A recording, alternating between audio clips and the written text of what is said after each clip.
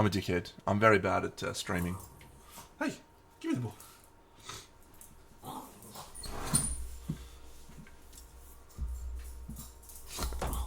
Hey. Should be working now.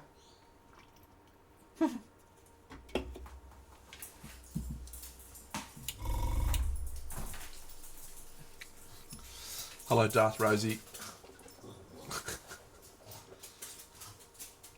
This idiot's having the time of his life today. Hey.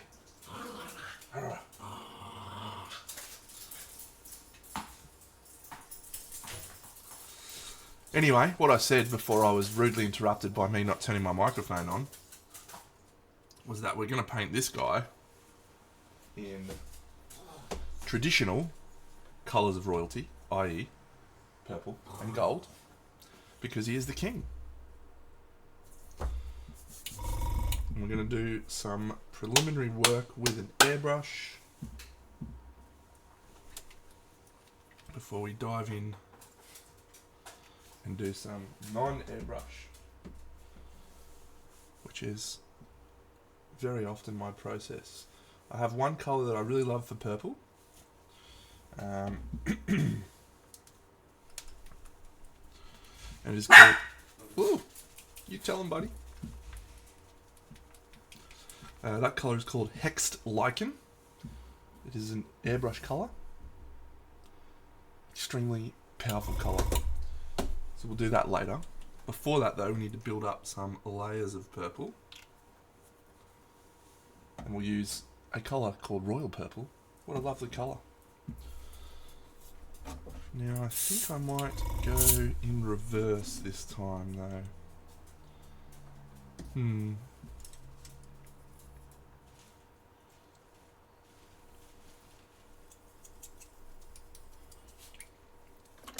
I can turn on my palette today actually.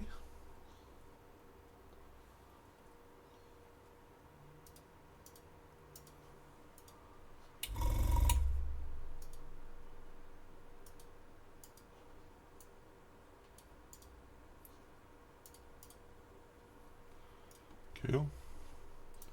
Zoom in.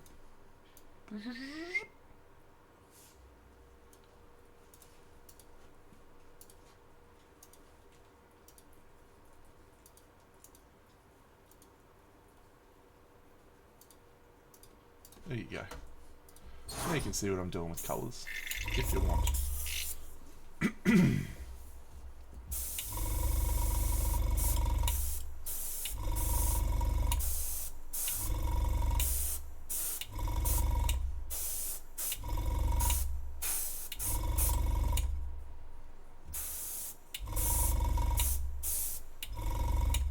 Yeah, he is a cool model. It's little babies holding up a fucking head in robes. I have no idea what's going on with it. I haven't fought him yet, so I don't know anything about him.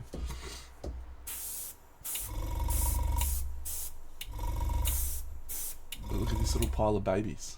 Woohoo!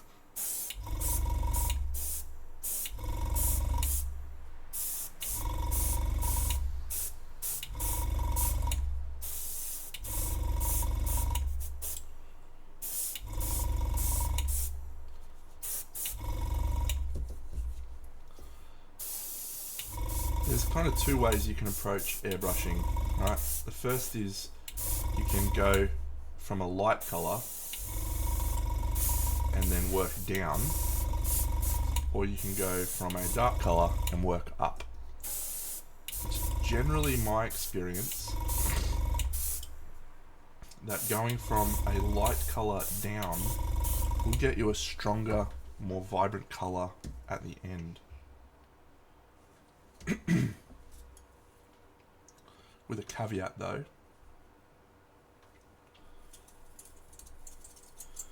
it's also, you've got to be much more precise when you do it that way, because if you cover up some of your preliminary colour, it's very hard to get that same level of intensity just with an airbrush anyway.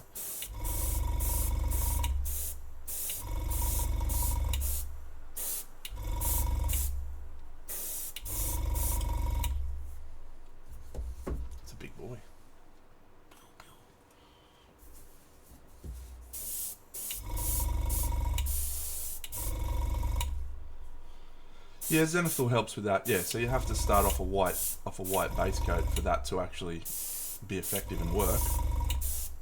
Because then you have a white colour, which allows your light colour to be more vibrant.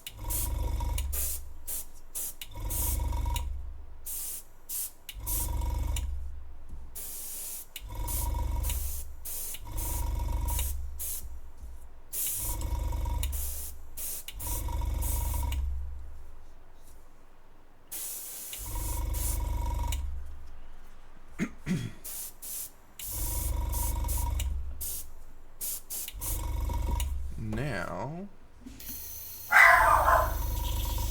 little buddy, having a rough day. There's people there.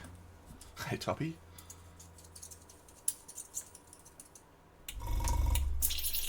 Yes, the little man's here today, hanging out. Having a great day with Uncle Dad.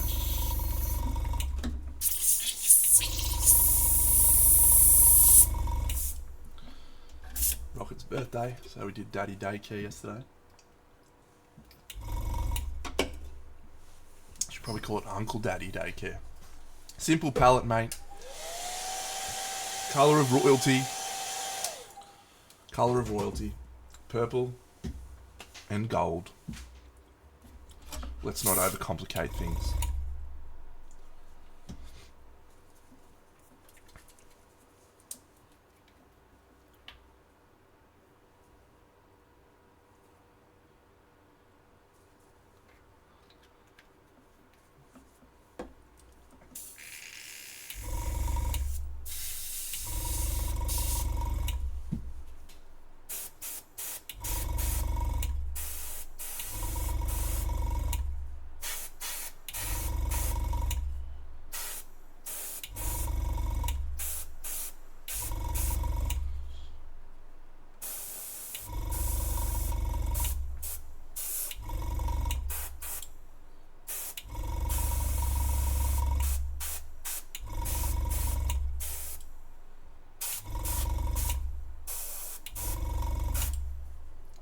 Opal Hopper, you've given a gift to Sleepy Slang.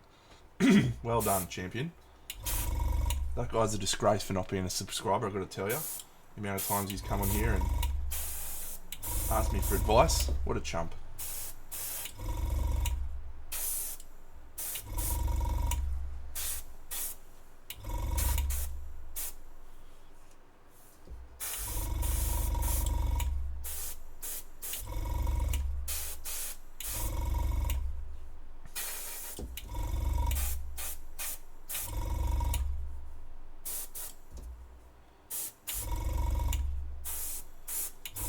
So we're travelling along nicely with the Gambler's Chest so far, friends. We've done the Smog Singers, we've done the Croc, and we've done the Bone Eaters. So all that leaves us of the monsters, at any rate, is Atmos, the God Hand, and the Gambler.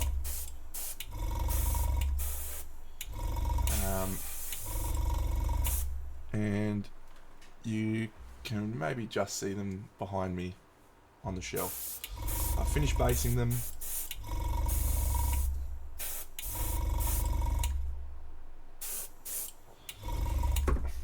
Non-metallic metal, my friend.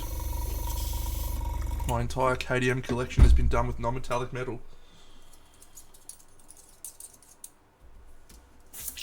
And in theory, it should look something like this, but in gold.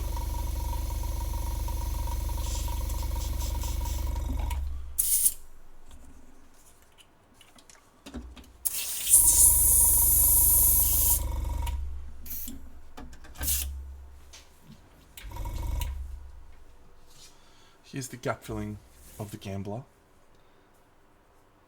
I put a metal rod in to make sure the ball is very, very, very stable.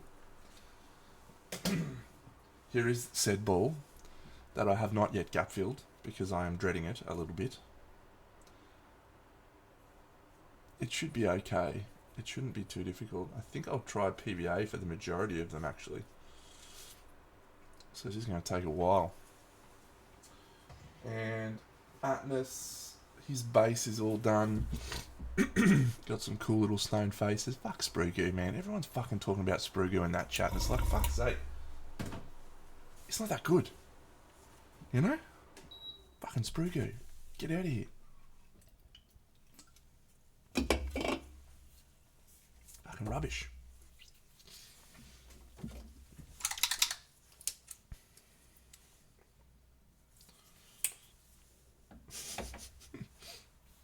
Alright.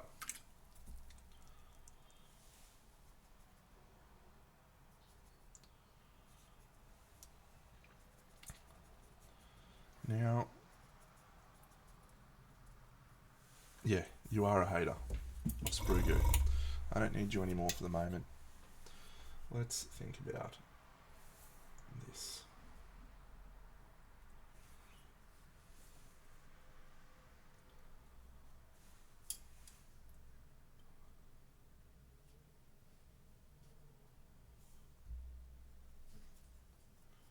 You're a sheep, Top. You're a sheep, mate. You just follow the crowd. Little Sprugoo sheep.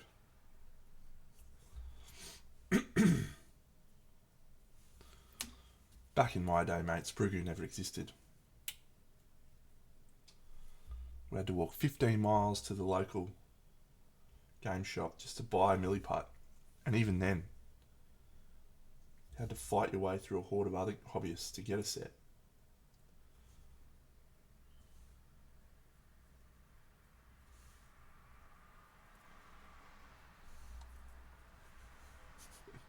That's not true.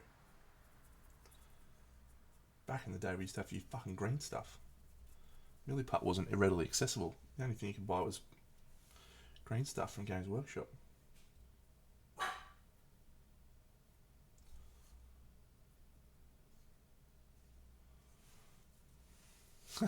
That's true.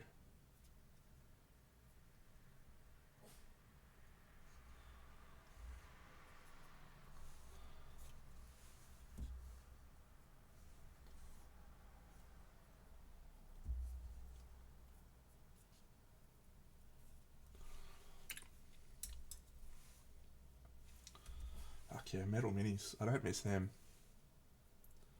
What was the last game I was playing that had Metal Minis? Guild Ball, probably. Was Guild Ball metal? Yeah, it was metal up until...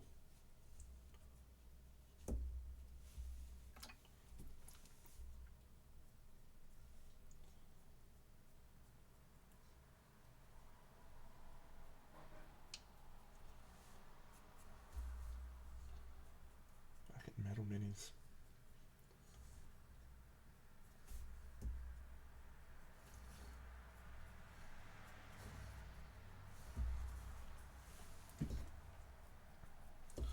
Yeah, they did switch to PVC. They had that game, that version of their game called, what was it called? Kickoff, maybe?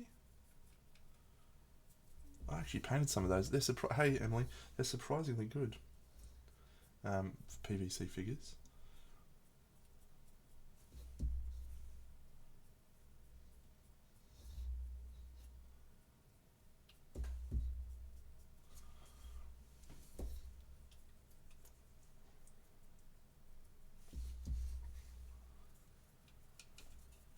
Looking.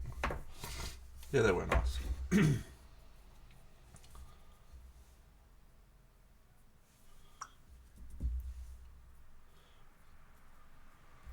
Well, I painted the Farmers Guild, and I remember thinking to myself,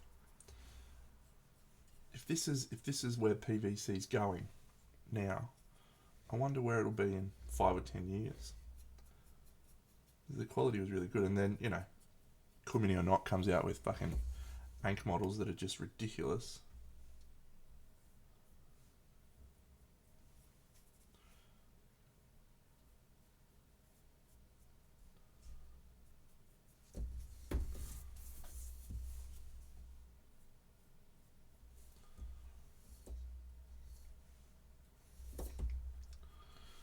Alright, Top, do you actually know anything about this guy? 'Cause I don't know fucking anything.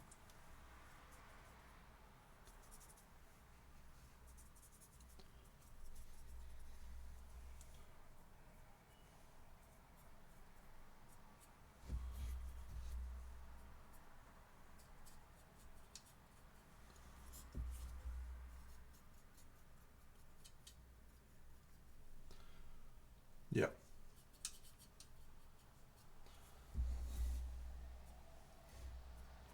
So I'm going to do some speculatory discussion of the law. So if you are not wanting to be spoiled on some of the intricacies of Kingdom Death lore, feel free to tune away. But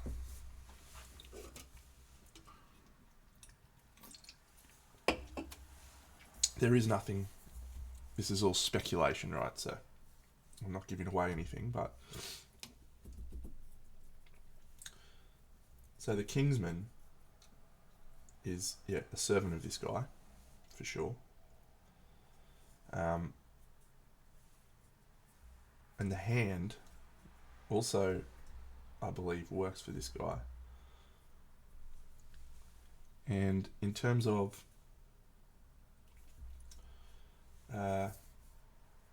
where the survivors come from, in the first story, you get, if you haven't finished a campaign, probably don't listen. You get created by the scribe. You get written into existence. That's why they have ink over their eyes. And theoretically, they're written into existence to feed the king. That's why the Kingsman comes to visit multiple times. He's checking to make sure that their meal is sufficiently fattened up. But then the people of the Lantern campaign, it turns out that it was a fucking watcher all along. Nothing to do with the king. And there's all of this information about the king that you're like, well, what the fuck is that about then?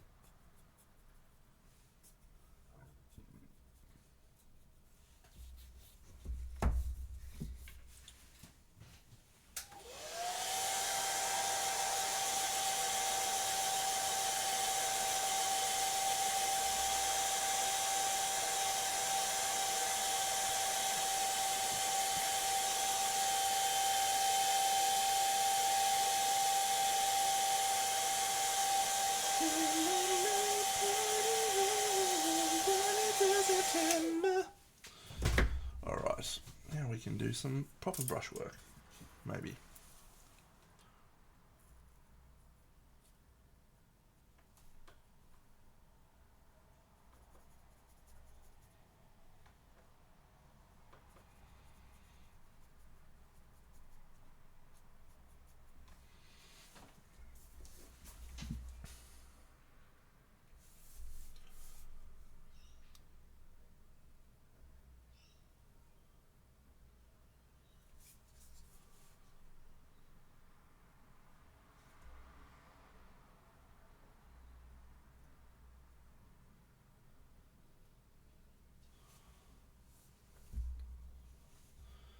One thing that you have to say about Kingdom Death is it does force you to paint some very big models. And if you have not experienced painting big models, you want to get quick. You want to get good at it real quick.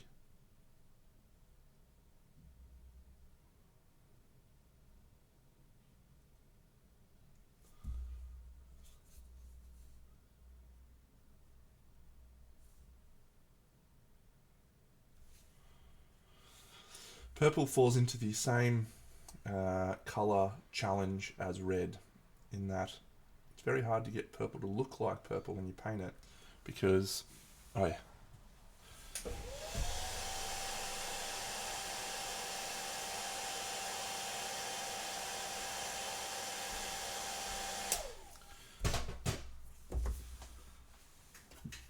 I reckon you got to do the way I based him, top.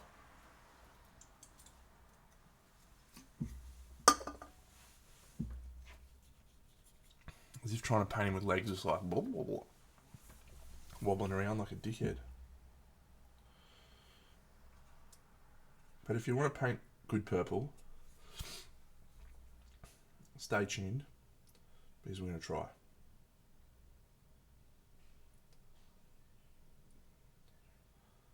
Can't promise we're going to succeed. But we're going to try.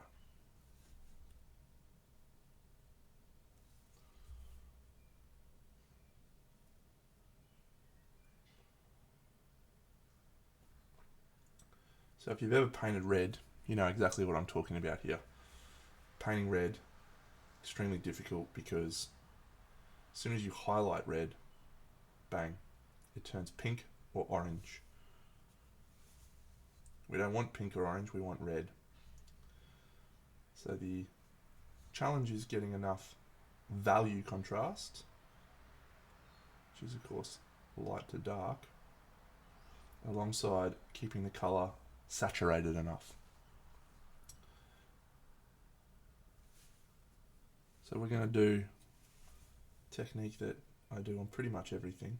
I'm sure it will come as no surprise to most of you that have been around for a while, where we over contrast and then we hit this with a layer of purple over the top. A vibrant, probably purple.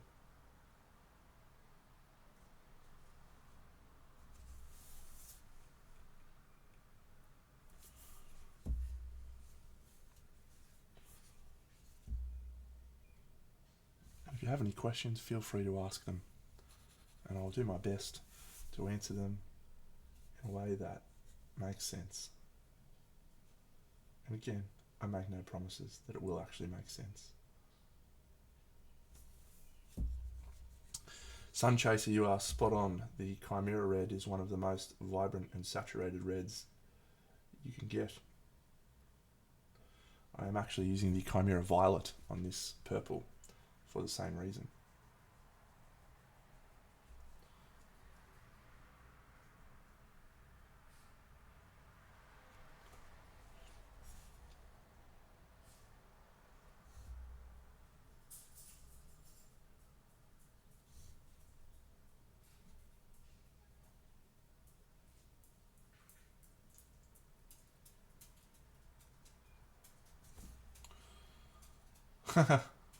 Hey Mini Mensa, hey Ab.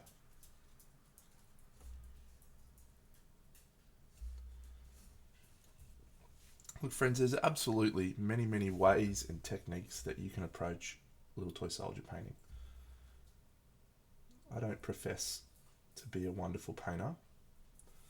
I do profess to be a quick painter.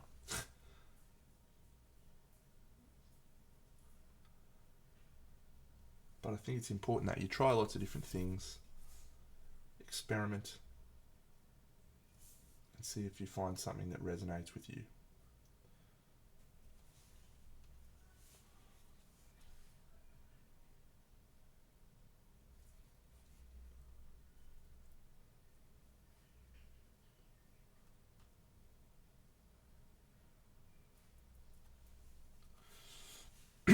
Yeah, little baby's holding him up.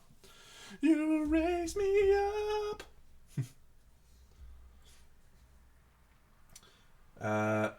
Filtering is what I'm probably about to do on this model champion. We over contrast, so we paint a lot of very light and dark highlights and shadows, and then we use a filter, dilute color, over the top, which reduces the level of contrast between the two, but it does smooth everything out.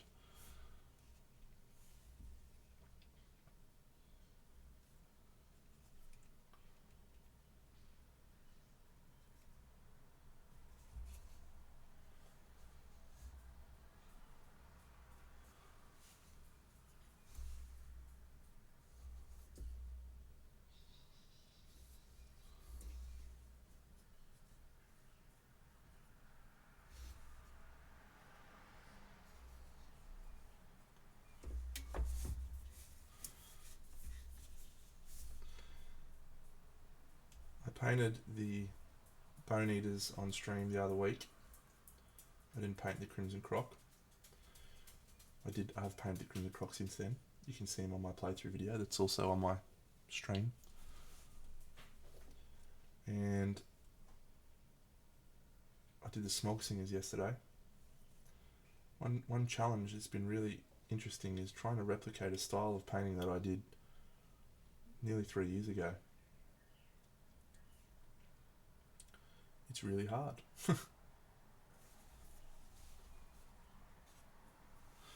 I did, yes. Well, the first playthrough. So, I'm doing a playthrough on my Twitch channel. First of all, I made a few mistakes in the prologue where I missed a couple of rules. I beat the Croc. I thought, I'll try replaying it just in case those rules were really impactful. They weren't. But the next time I played him, I got the absolute shit kicked out of me. So, which triggered game over. Again, I'm not going to explain what that means for those who are Kingdom Death novices. So I then had a third attempt, and that is currently live on my Twitch, and I will be putting it on my YouTube, but I'm going to cut it together and edit it a bit. And I did.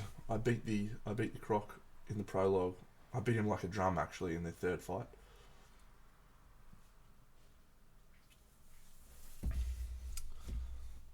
And then I also recorded Lantern Year 2 against the Croc. And I fucking flogged him in that one too. But it's actually not going very well because in both Lantern Year... Well, it's going very well. But I haven't innovated in either of the first two Lantern Years. Because I didn't get enough resources. I didn't get enough organs. It's awful. Do you want to say hello to everyone, buddy? No? Come here. Hi, everyone. Hi, Uncle Dad.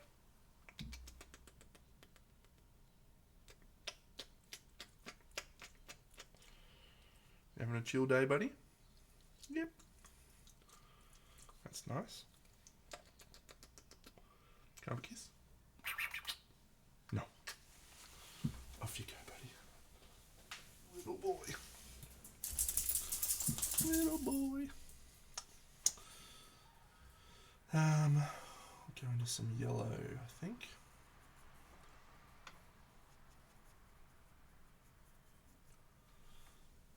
Little man. What a guy.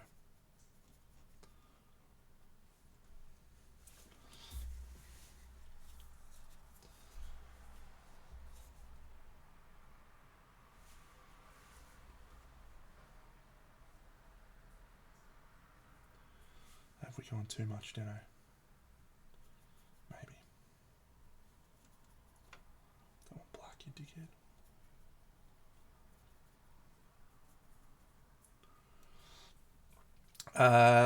I'm not following a colour scheme from a rulebook, no. I'm just painting this bad boy off the cuff. I picked purple because this dude is called the King.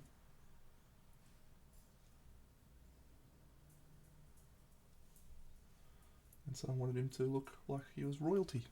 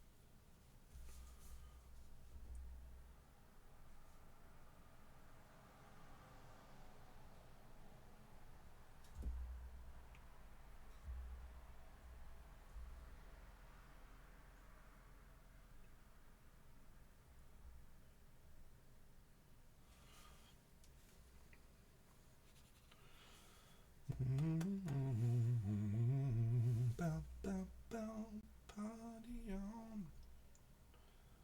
Dancing in September. Party on. Never was a cloudy day.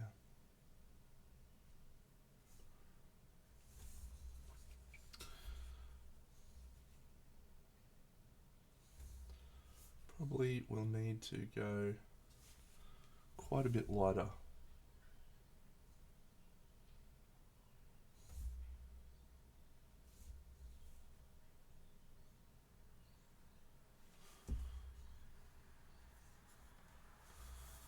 For this to work.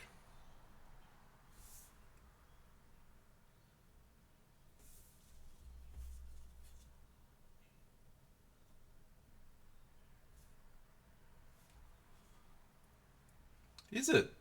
That's interesting. Wow.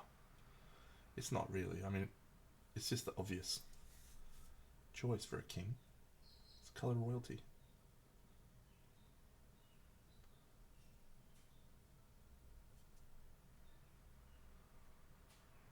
In case you don't know the history behind that, that's because purple dye was extremely expensive to produce. So you couldn't buy a purple outfit unless you were extremely wealthy. So it became associated with rich people. Nobility. Fun little history fact for you there.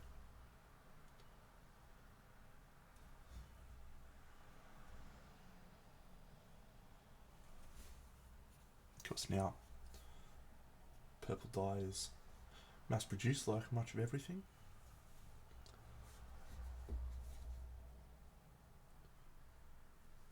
Us peons can afford it.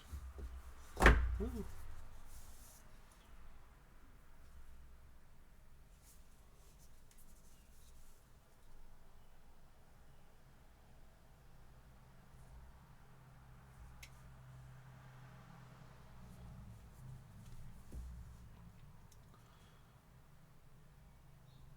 So all I'm doing here, friends, is building up some layers of contrast so that when I airbrush over the top, there's still stuff underneath that comes through.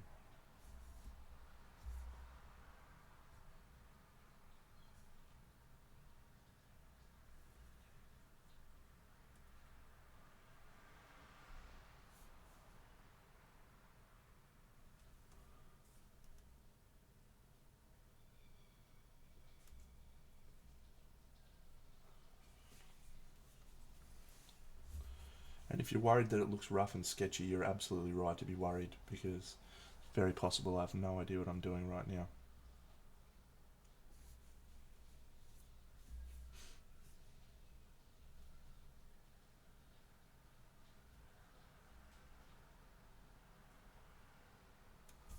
You've picked the wrong channel to come watch.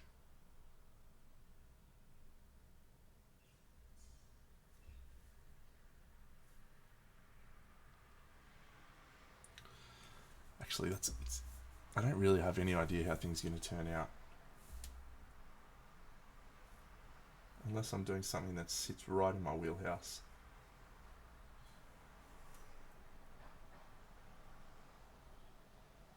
Where I just repeat the same colours that I've used multiple times. I wonder if you get to a point where you got nothing left no colours left to try. I wonder what you do then. You turn into Kirill probably. Sleepy Slang. Get out of here, guy. You got a free subscription. How dare you be not subscribed to me? How dare you?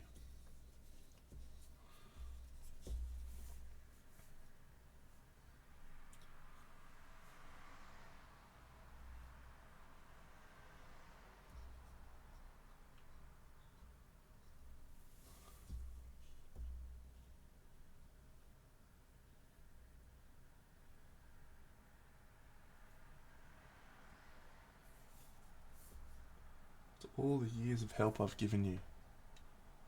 What a tragedy. No, I'm just kidding, mate. I don't care if people subscribe or not, friends. Don't subscribe. Save your money for someone who actually needs it. I just paint because it's fun. Don't need your cash.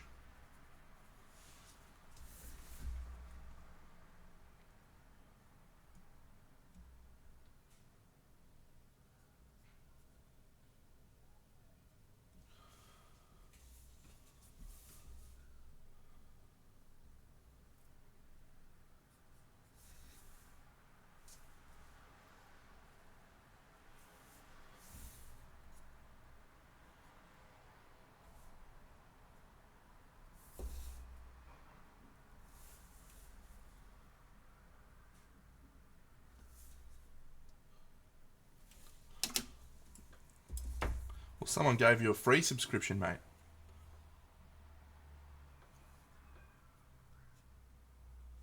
So you can't have been subbed. Actually, I don't know how it works, mate. Maybe you could have been.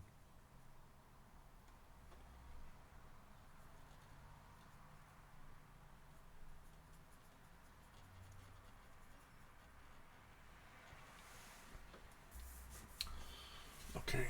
All I have to do is fucking top bit, don't I? Do your top bit, mate.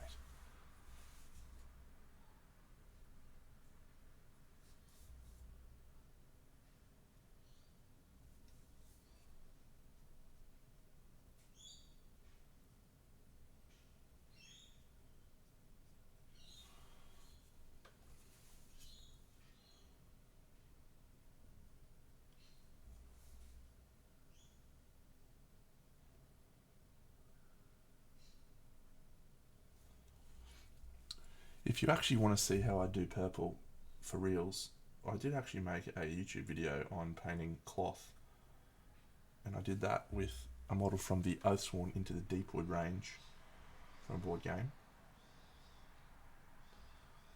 and I actually explain what I'm doing, and I use a very similar colour palette to this, as a matter of fact.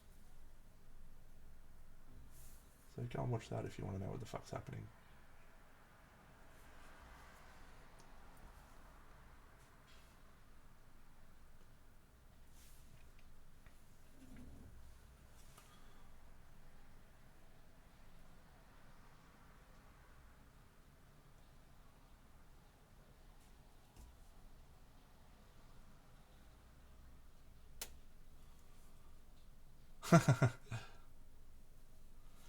Life's good, mate, and I've done the Smog Singers, I've done the Crimson Croc, and that's it. So I did the Bone Eaters on stream.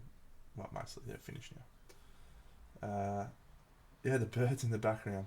So I live right next to a parkland, and at about 6 o'clock, the birds just chirp like crazy for about an hour. I don't even notice it anymore. But on a number of my videos, because I start recording when I get home from work, you'll hear the birds just chirping away. Bloop, bloop, bloop, bloop, bloop.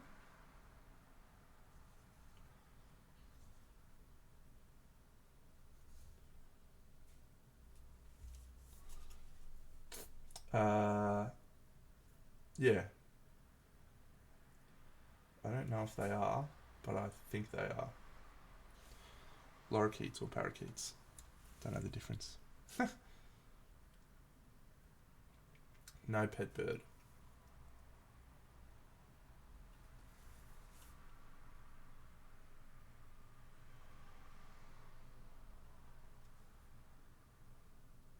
And the other one you'll occasionally hear, yeah.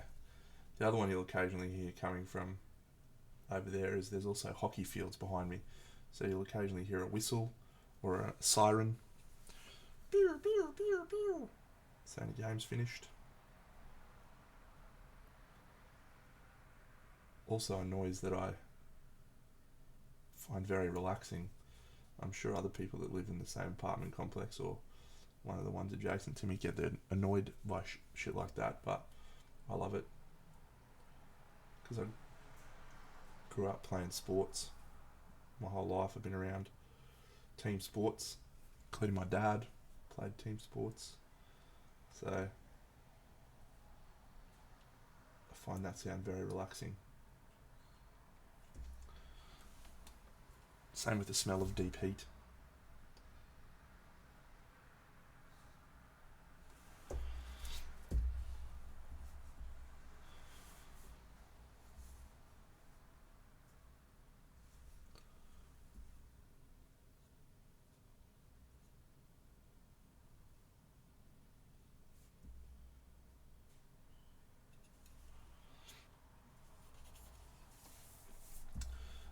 What's more peaceful than nature? The sound of someone depositing $8 million in my bank account. I'd find that pretty fucking peaceful, let me tell you.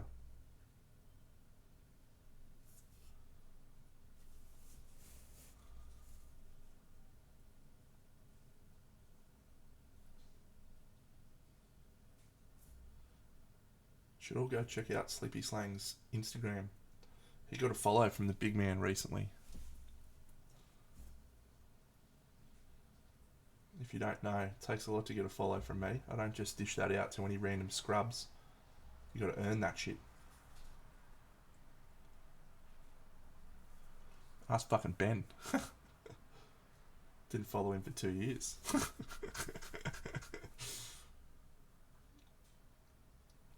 Now let me explain why, because I actually have a really good, strong reason for it, and it's one I advise you all follow. Social media is a fucking blight on our existence. Full stop. Full stop. Conversation over. It does have positive benefits in some cases. However, the downsides of it are that you just spend all your time scrolling through absolute fucking trash. You scroll through people talking about how to organise your cupboards. You get people showing you how to cook a steak badly. It's fucking a train wreck, right? Unless you control it. So, on my social media, and if you go and have a look at my Twitter, it is never more evident than on my Twitter. I have 6,000 followers, and I follow 21 people. On my Facebook, I am friends with 5,000 people, and I follow about 11. 11 people. Of which 2 of them are my parents.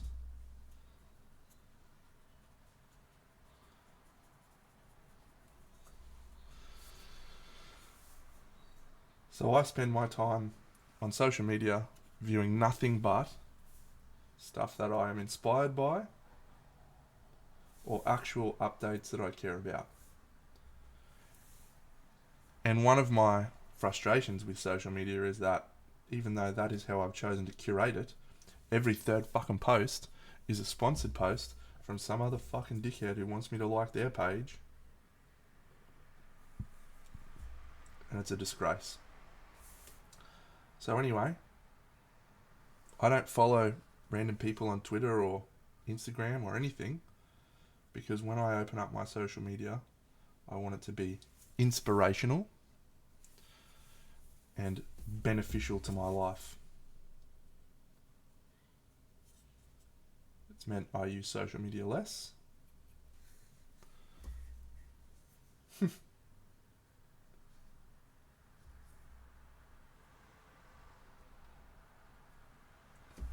But it's improved my life immeasurably.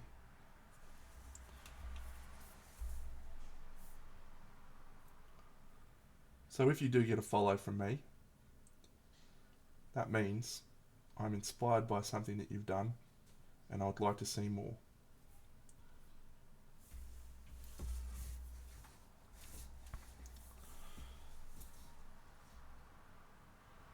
So I have a rule that if someone adds me to a Facebook group without my permission, I unfriend them and block them.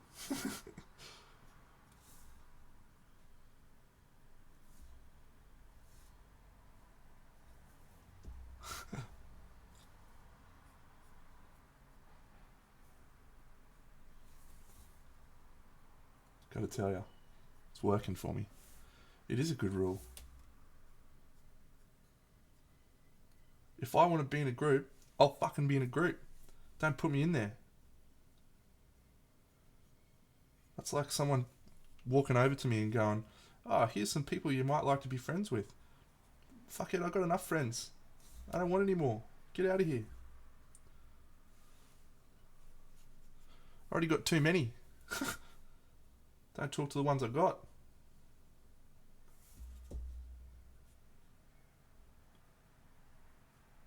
They get upset at me for it. Where are you, Deno? Haven't seen you in ages. Living my best life, mate. Painting Kingdom Death models. Get out of here.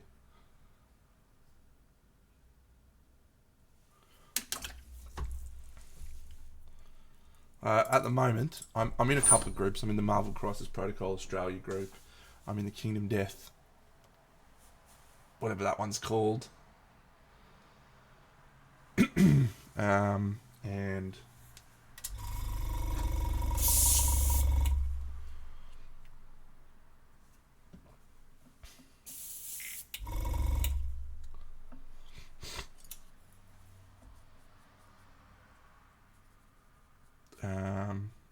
I think I'm in an Oathsworn group because I like Oathsworn.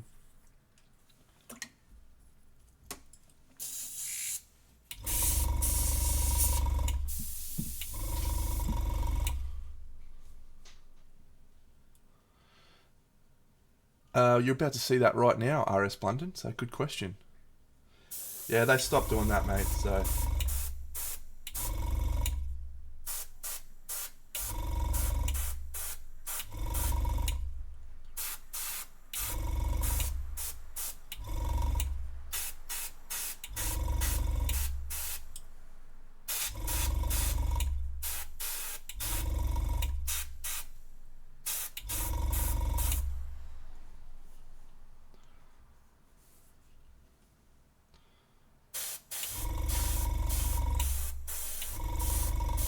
Good rule as well. You know, Facebook and Instagram, they've done some wonderful things for our society. Absolutely. The ability for us to connect with friends is better than it ever has been. But it's also turned into a cesspool of all the worst things in our society. Like rampant stupidity.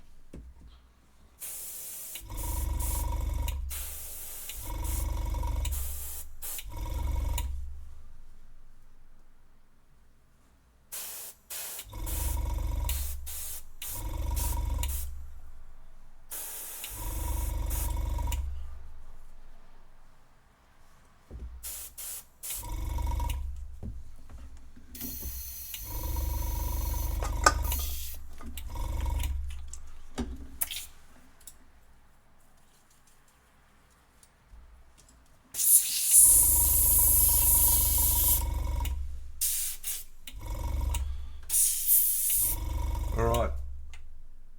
Now we're going to add some saturation. I'm going to use a different purple this time, actually. Going to use this one. It's a contrast colour. See how that works. Looks good.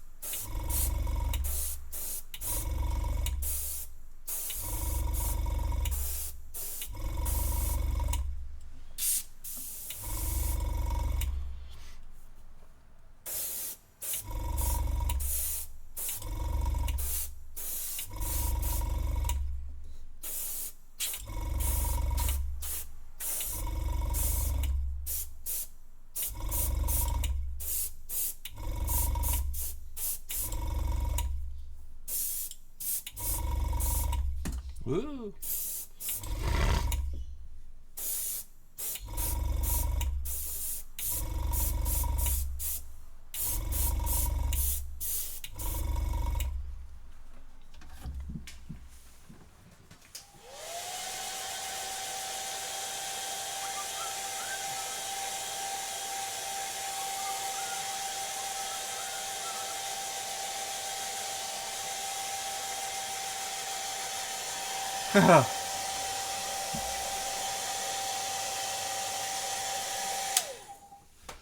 So here's a piece of advice that I don't think enough people do. Holding onto a base like this with your fingers is going to give you absolute hand cramp all the time. So I always just make a holder, even for big ones, and I find it just makes me paint for a lot longer. So, but because obviously some models are really big and awkward, so I just made this little Jimmy, this little Bobby Dazzler, and yeah. So it's just a random collection of bits of wood that I've glued together. But I'll tell you what, I've used it on about 15 different models, if not more, and it's comfy as hell.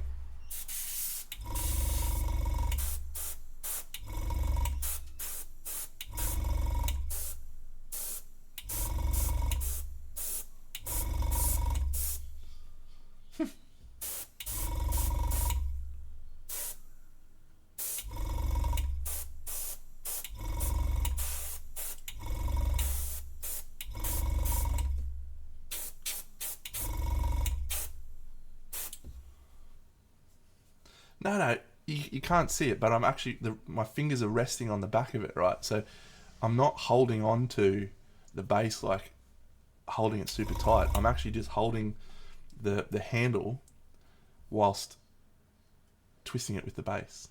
So there's literally no pressure on my hand. So fuck you.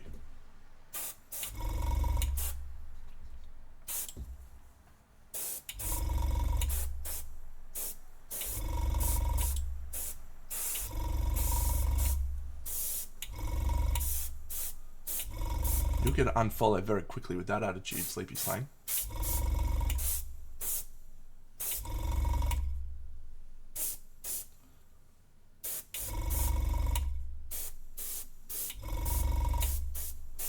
Alright, now we're going to turn off the airbrush, and everything else we're going to do, hopefully will make this look better.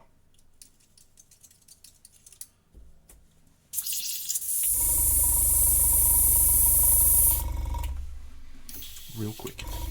Real fucking quick, mate.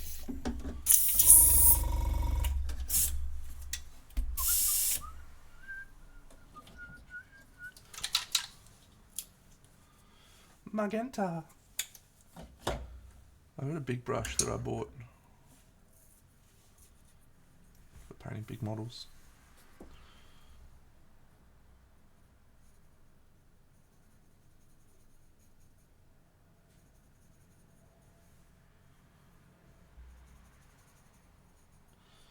Alright, little babies.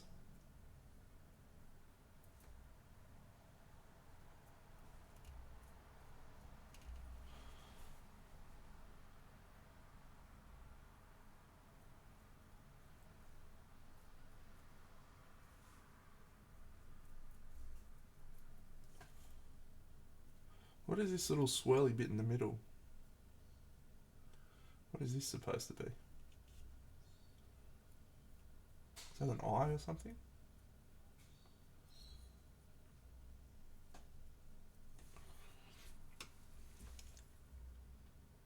Fuck you, dickhead.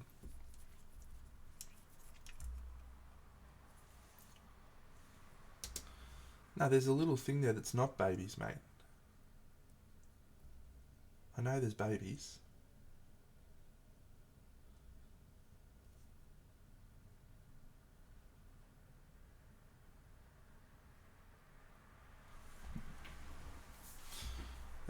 It's a 6 apparently.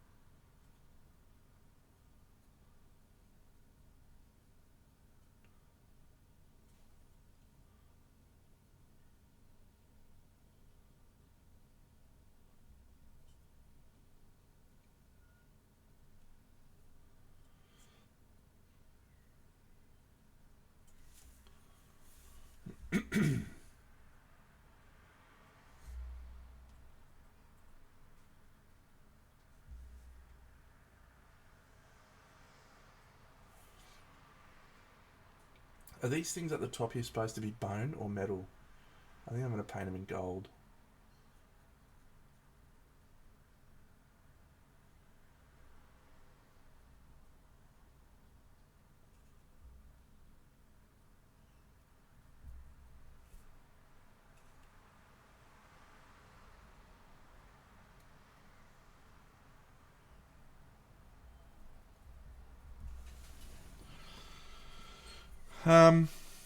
I have no idea. So this is one of the most exciting things about the Gambler's Chest.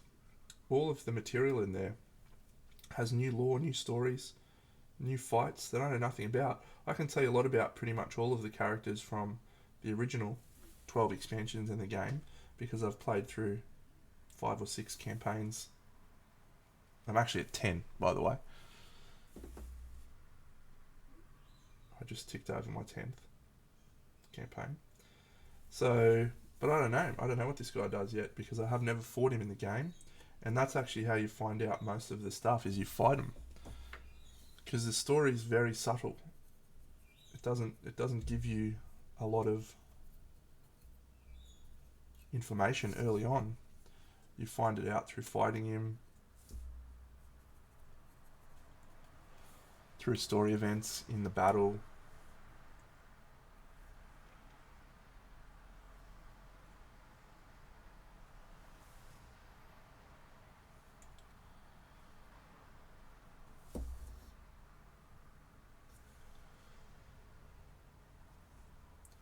Yeah, some people said they didn't really like this model, and that the cast wasn't very good. But I don't know. I did a little bit of gut filling in this, but not a lot.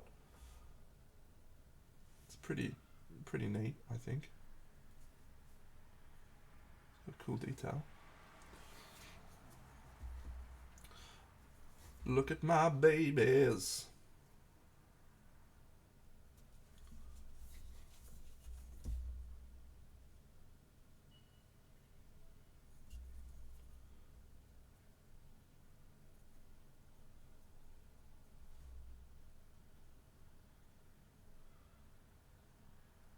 Do you want to know the real reason why you use a big brush? The answer is very simply because it holds more paint in the well and you have to return to your palette significantly less frequently.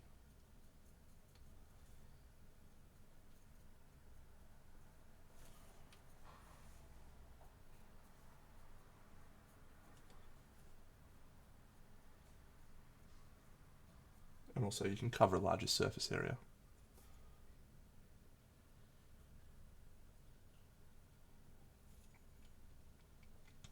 But you can still do fine detail with a large brush as long as you have good brush control. Even a crappy, whatever this one is, synthetic brush, it's pretty good. Yeah.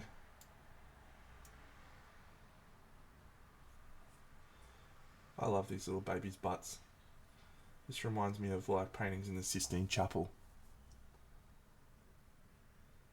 It's like there's little fucking cherubs flying around.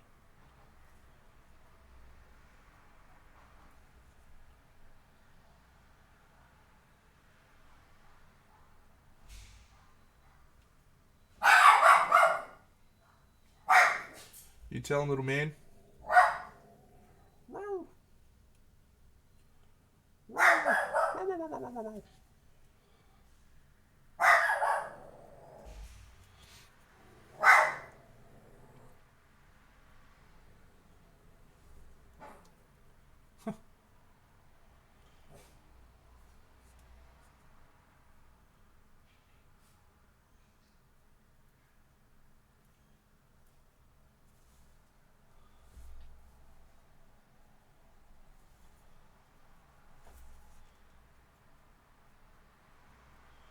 Alright, I think I'm going to do this bit around his neck in black so that we're not just all purple and monotonous.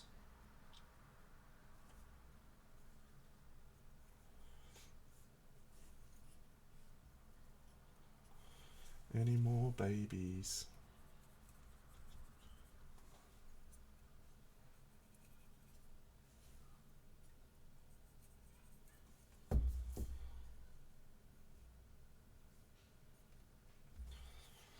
that I can see.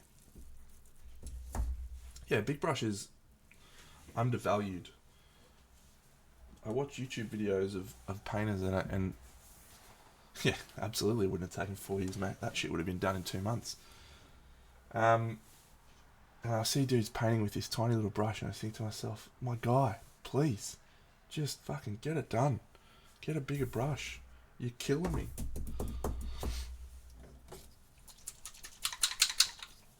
I even commented that on the one guy who had like, I don't know, 20,000 subscribers. And he's painting there and he's using this little fucking brush. He was doing this. Like fucking... on a base coat. I was like, fuck that, guy. You are having yourself on.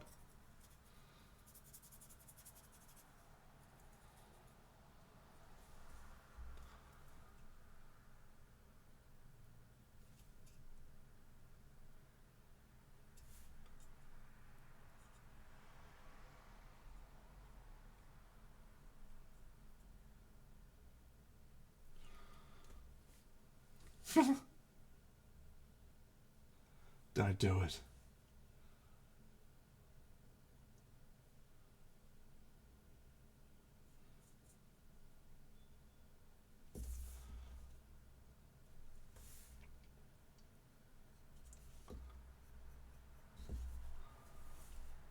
It is absolutely bad for brush control. You want to try as big as you can possibly manage, and that'll get you learning real quick.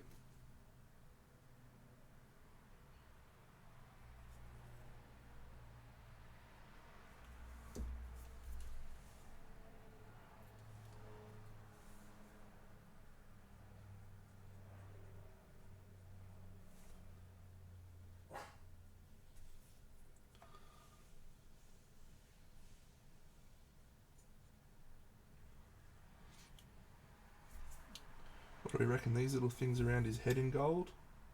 Yeah. I don't know what these are supposed to be, but we're doing them in gold. Haha. Don't do that. They'll slow you down immensely.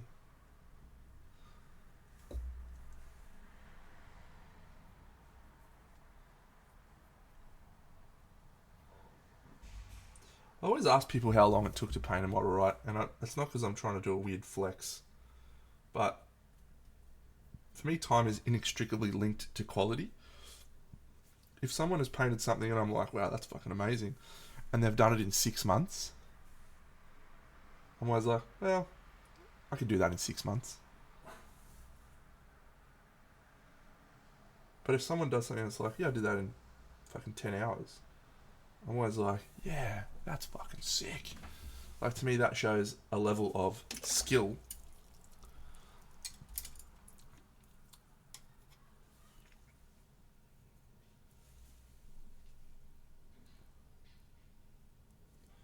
I don't need to do these yet, actually. Yeah, fuck that.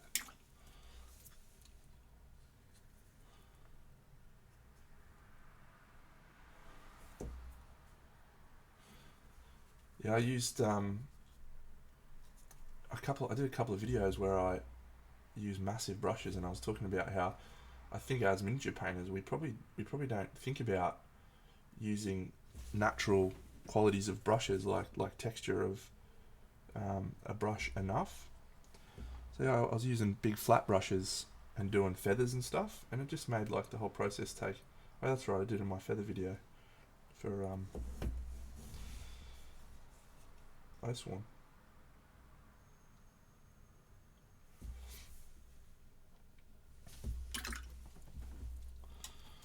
Never mind, I'll find someone like you. I wish nothing but the best for you too. Don't forget me. I beg, I remember you say.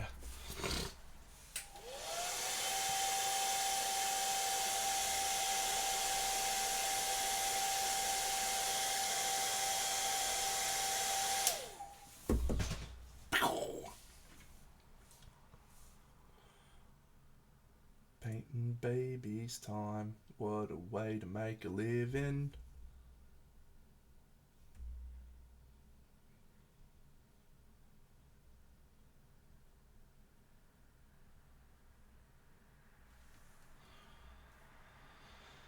Yeah, royal brown is an excellent color. My only complaint with it is that it is not really um, opaque enough.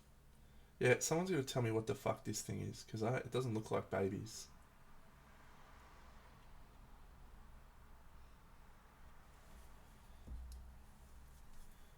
Yeah, if it was just slightly more opaque, it would be unreal.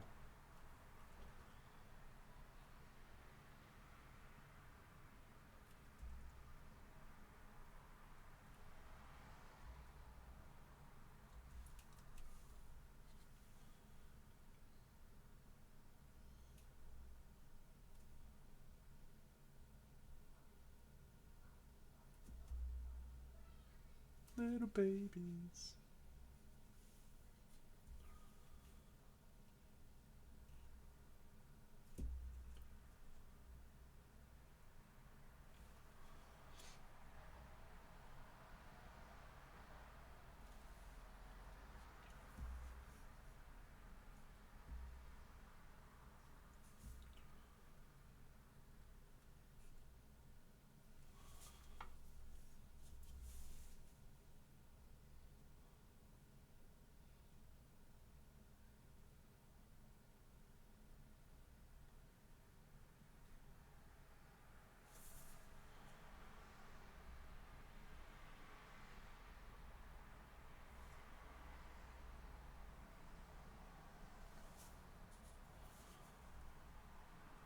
You know what, Sleepy Slang? Just because you said that, I'm going to try using that as a wash right now on my metal, on my gold.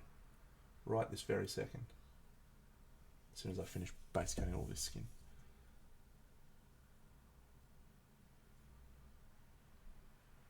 Actually, I won't do it right this second. I need to finish the skin. But then I'll do it.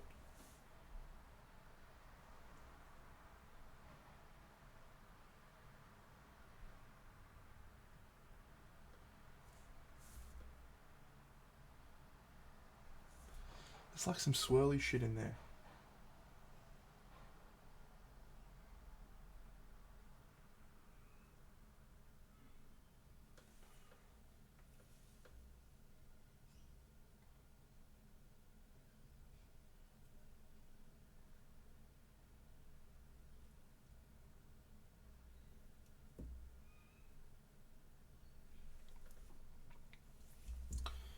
If you're wondering what skin color I'm using, it is this one. It's called Medium Flesh. Is it a placenta? It's from the Nocturna set. You could just as easily use beige red or the Chimera basic skin tone.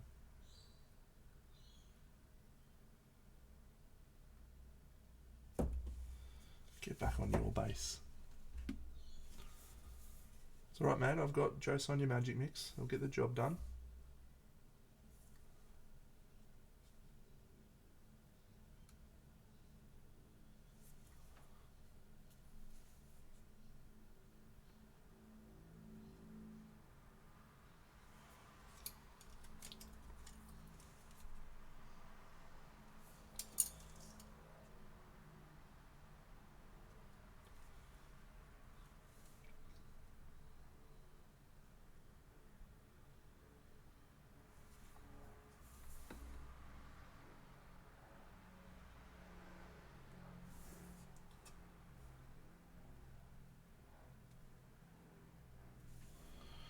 Yep.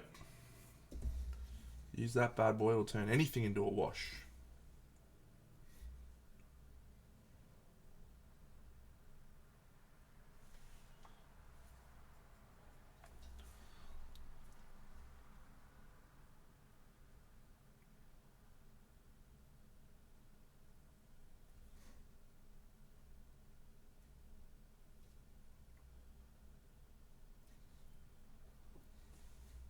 Interesting.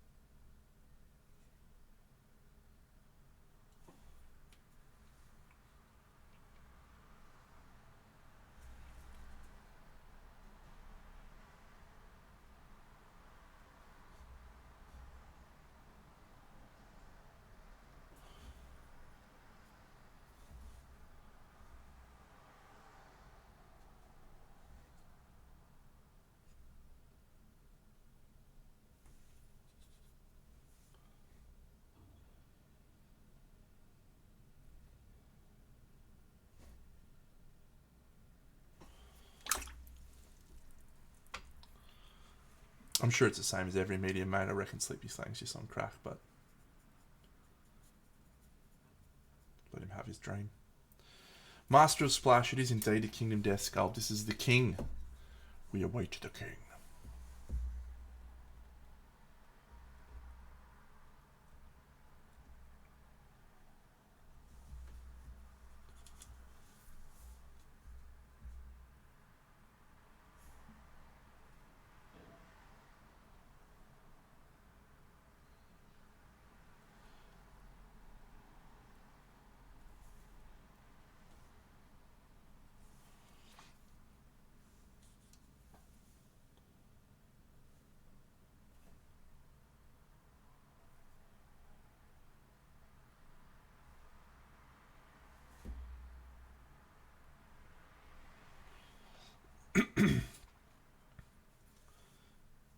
Oh, interesting.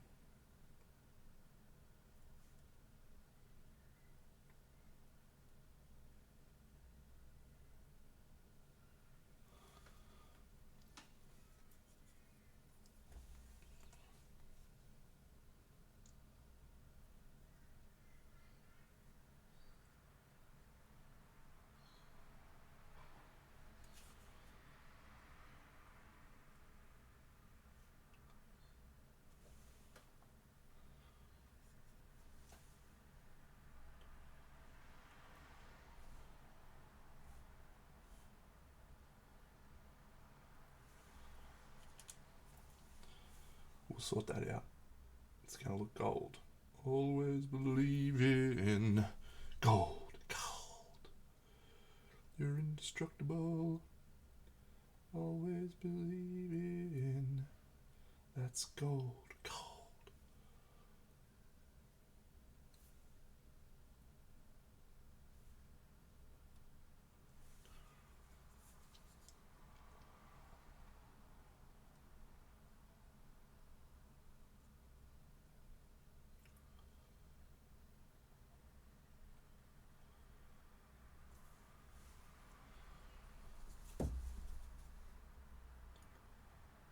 Not going to worry about the hands around the head at this point because I'm going to have to do a lot of fucking about up there, I think.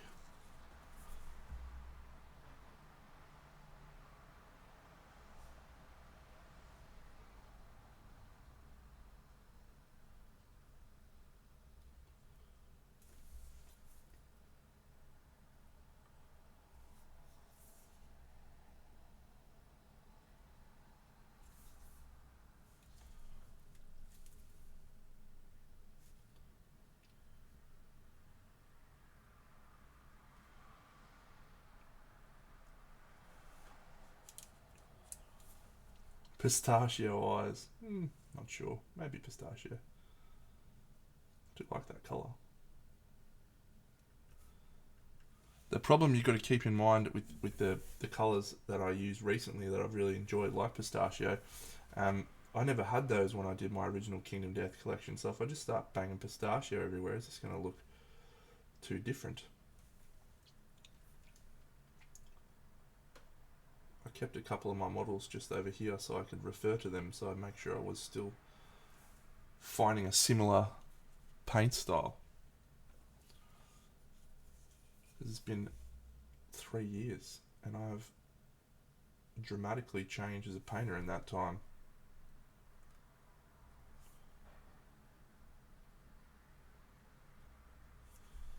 Maybe in a good way, maybe in a bad way.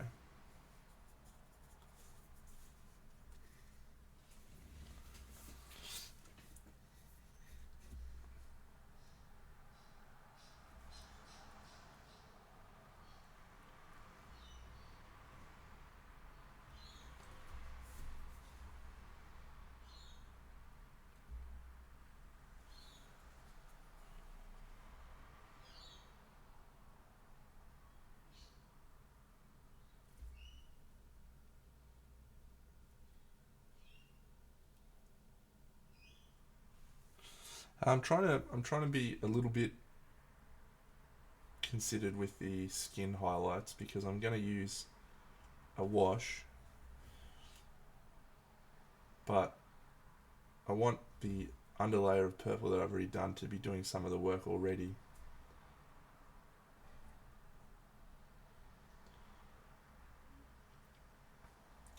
So I can do a very dilute wash. It is super hard. Yeah, I've found it really challenging to be able to replicate a style that I don't use anymore.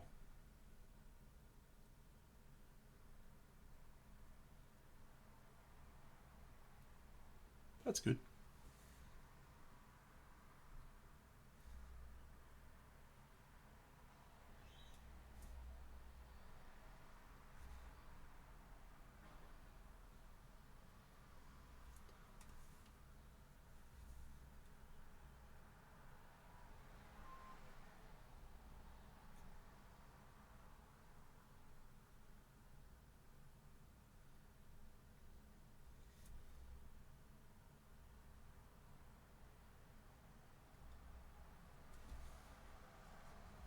She's having my baby.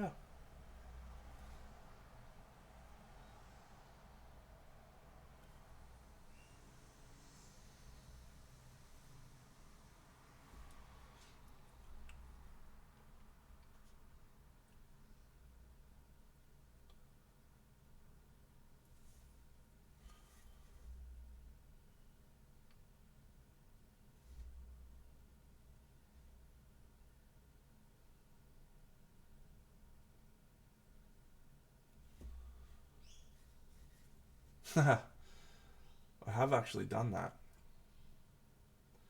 I actually did exactly that with my original set. I painted them in order that they appear.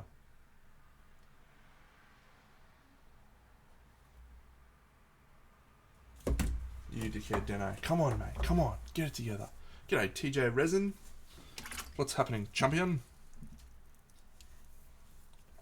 7:30 for you, mate? AM?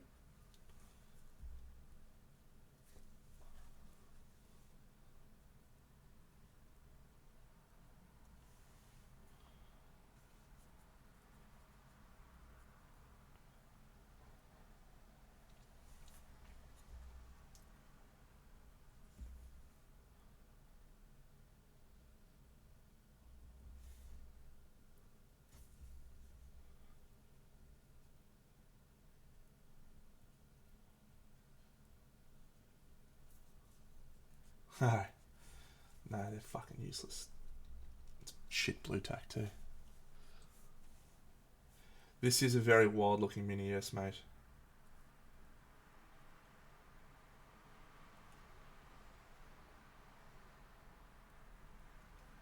From a game that has a wide variety of wild minis.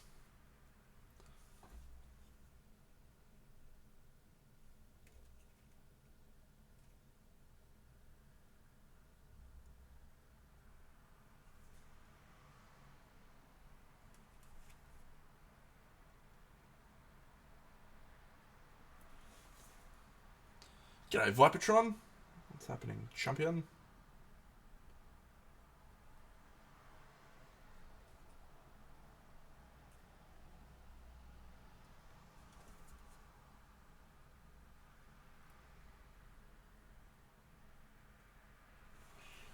Good. Get a bit of the old sunny skin tone out. Just a teensy bit. Dinner time.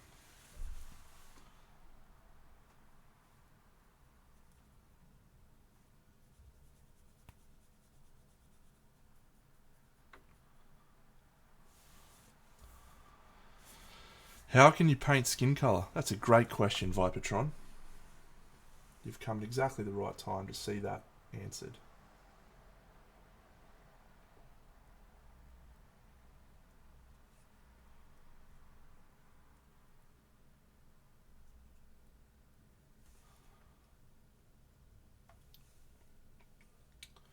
Chicken palmy.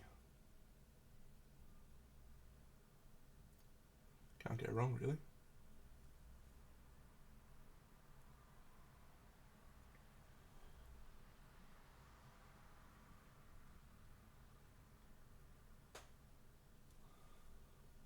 Whew.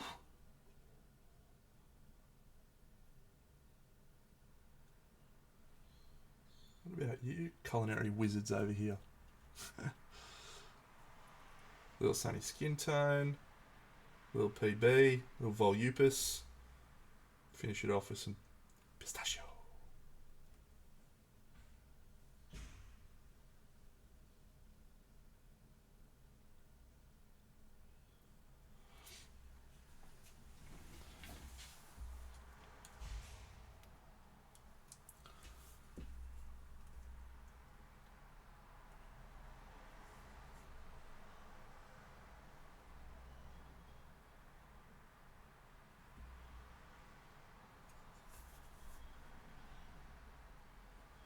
I don't know whether to do that in skin or some other colour. That big swirly thing.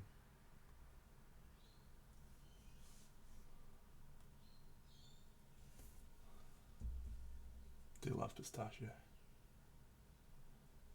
Maybe we'll whip it out. We'll put a splash on there, just for Sleepy Slang.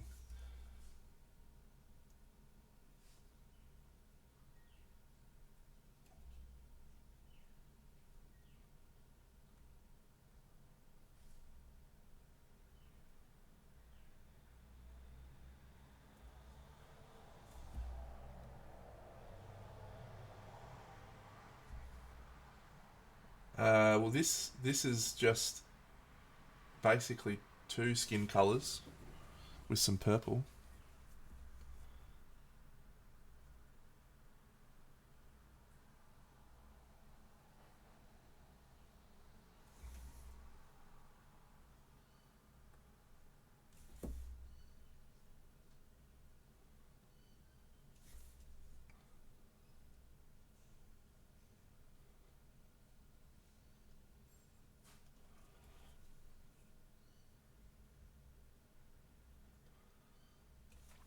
Good that you got something to hang your hat on, Minimancer.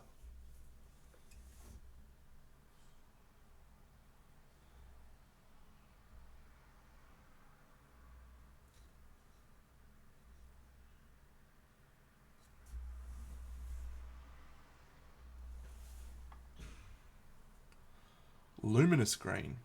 I don't think I have that one. No, I don't have it. It was a mixture of purple and magenta from Chimera into medium flesh and sunny skin tone. That is it. That's all we've done so far.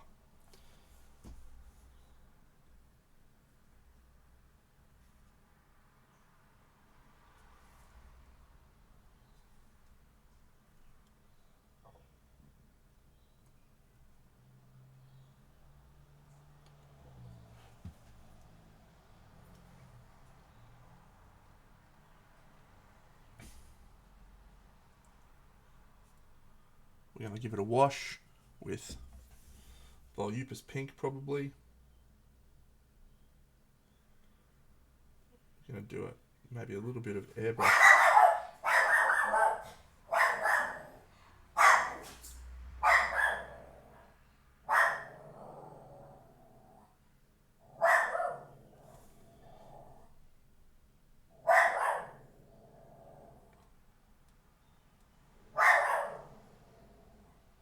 Get him, buddy. You finished, mate?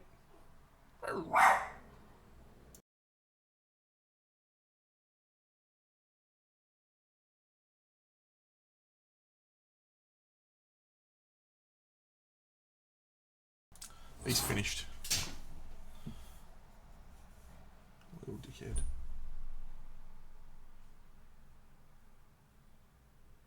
Some other dogs who live upstairs and he doesn't like them.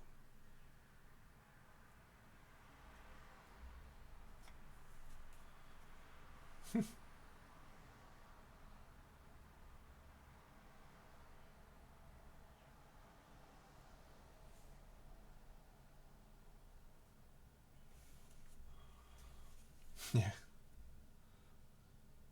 I don't know what 7 pounds is in kilos, but he's a stout little boy. He weighs 6 keggers. 6 kilos.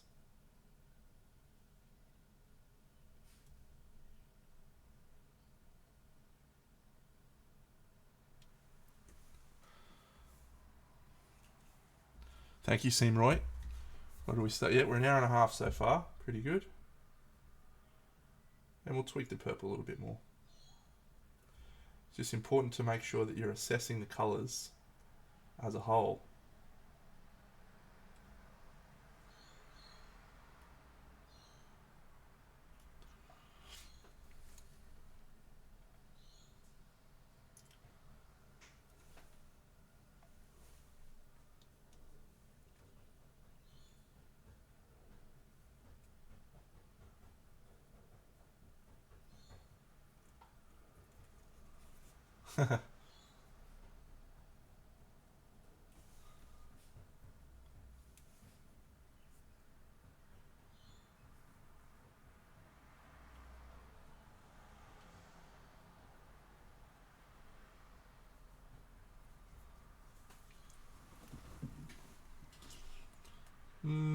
Could be.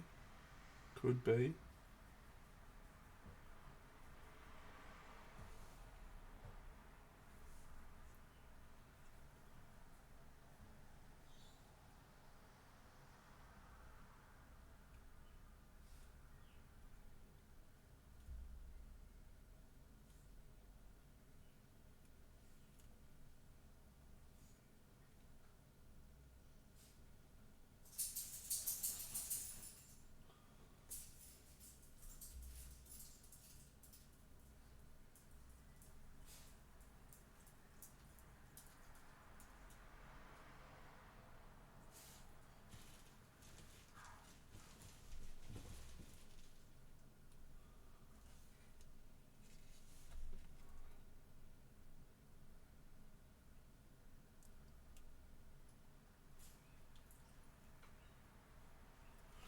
I think Atlas actually appears before this guy does in the game, maybe. You fight the Butcher in level 4, or Lantern Year 4. And then...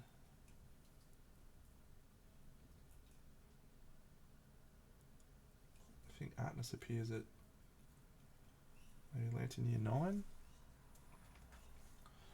Maybe this guy appears in 8.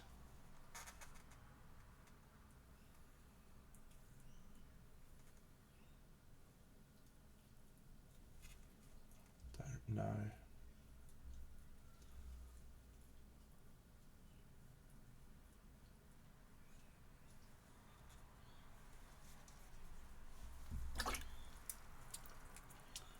Alrighty then, let's go into...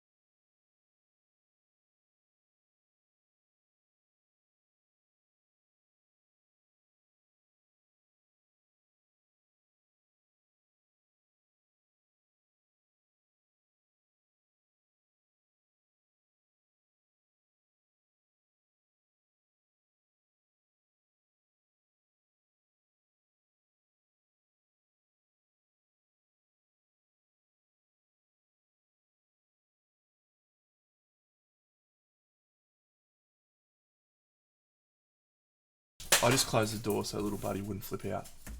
Here's my crocodile.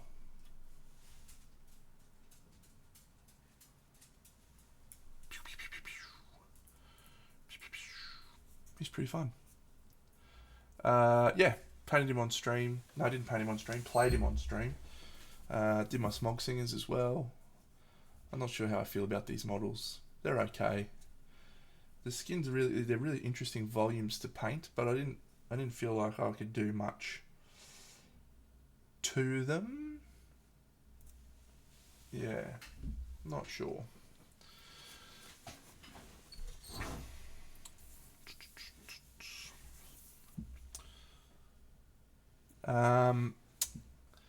The new monster I'm most hyped about fighting is probably...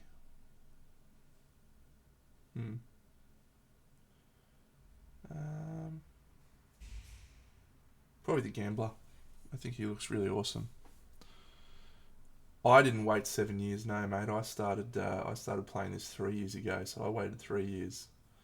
But a lot of people have been waiting 7 years. Yeah, 2016 was the original Kickstarter.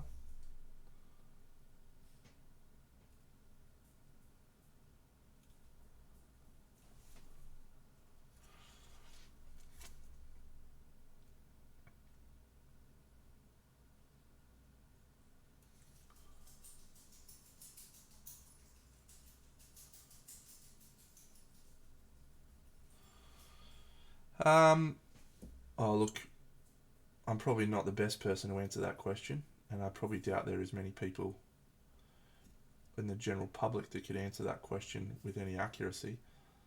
But I doubt the team involved in creating this game really had any idea of the actual scale of how successful the Kickstarter would be. And the original Kickstarter, which was done in 2012 off the top of my head, people paid like $50 for this game. and to buy it now is 400 USD. So what was supposed to be initially a very little project just turned into this crazy deal and crazy thing. And it happened again. He just went, yep, I'm going to fucking spend a shit ton. Hi, Diddies. I'm going to spend a shit ton of time just doing cool shit. So I've been playing the Gambler's Chest now. I've played a little bit of it, and I can already say that it's just a magnificent product. Like, was it worth waiting all that time? Well, I didn't wait 7 years, so I'm not a person who can answer that question. But it was certainly worth the time I waited for it. But the second part of that question is,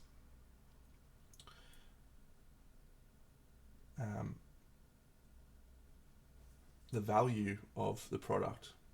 Like, I've played 10 campaigns of this game. I've spent probably about that's probably excessive. No, probably about $3,000 all up on stuff for this game. But if you divide that by the number of hours that I have played it for, this would easily be the most cost-effective game in my collection. Easily. Well, maybe Aeon Trespass Odyssey, because that was just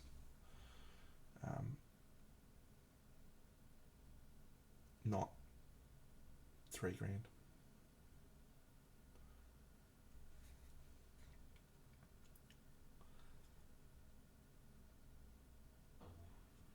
So the value is there for me.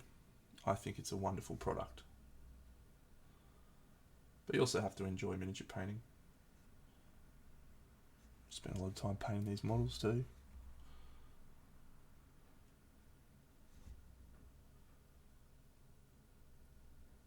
Not that much time. G'day Xtab.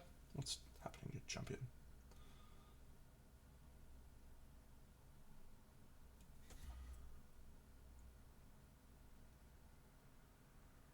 And I'm probably about to drop another $2,000 in the next little while. When the next Black Friday rolls around, I'm probably going to lean into the new expansions, which I haven't purchased. Is that a good idea? Should I just buy them from the second-hand market, or are people just going to be dickheads and try and get crazy money?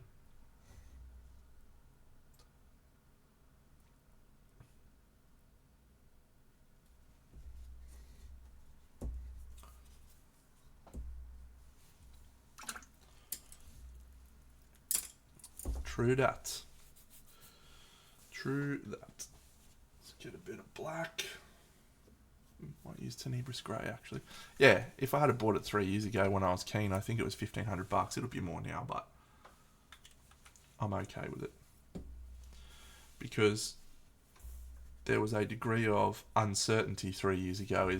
Is this ever actually going to happen? I'm not sure. I'm not sure.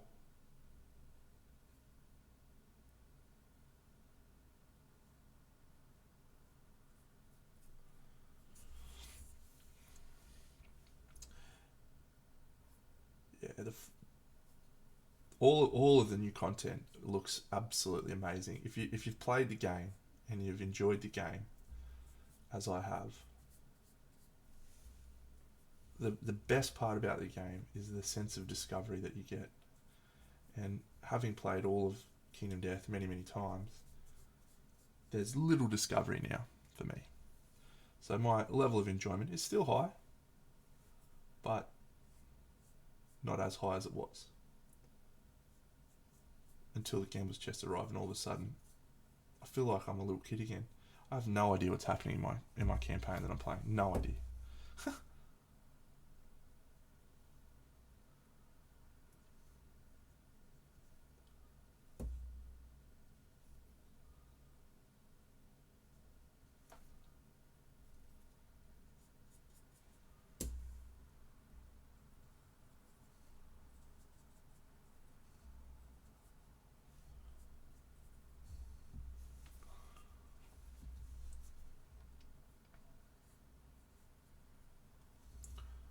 That's wonderful.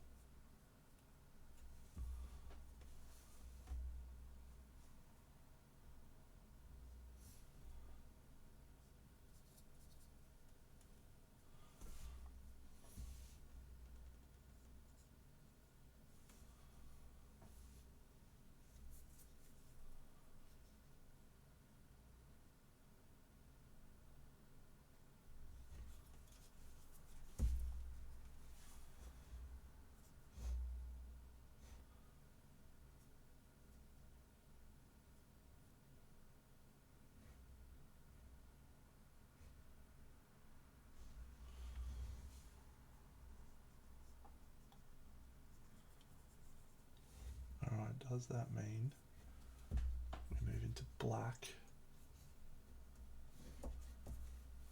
for the hood around his neck? I do indeed play it solo, mate. Yes, if you'd like to see what it's like, you can go and have a look at the previous video on my Twitch where I did a playthrough. Or if you want, you can go and watch 2 complete campaign playthroughs on my YouTube channel.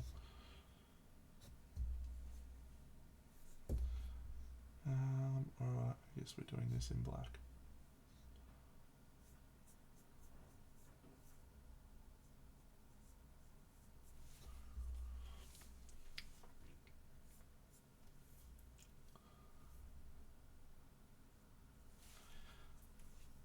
It is the real purest joy I've had with this game, is like just being absolutely flabbergasted at what is happening.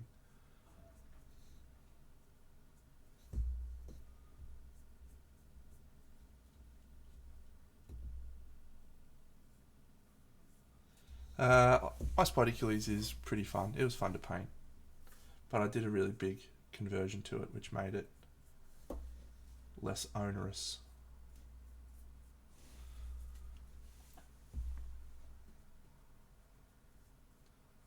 I don't do like, share, subscribe. I hate every YouTube video that's like, go subscribe to our channel, do this, do this. I don't ever do that. Probably why I'm unsuccessful as a YouTuber.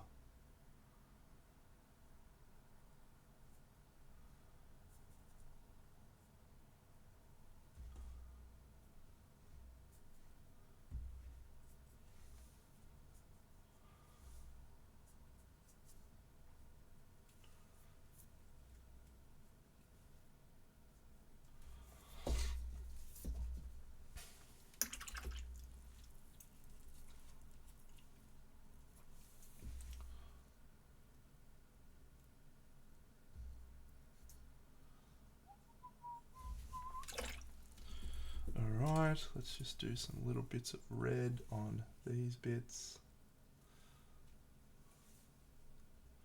And then we're going to do what Sleepy Slang recommended.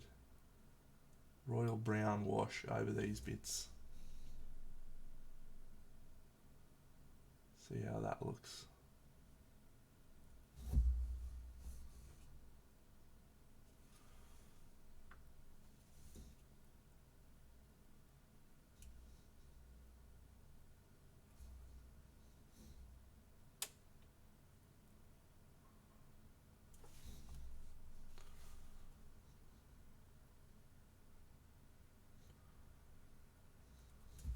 What's the time? We're nearly at 2 hours. Nearly.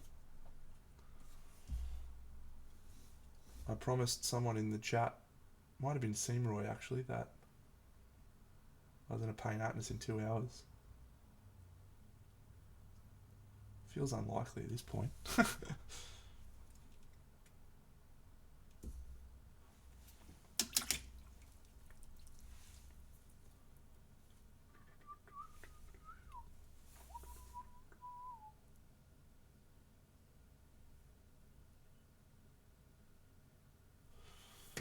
Whoa.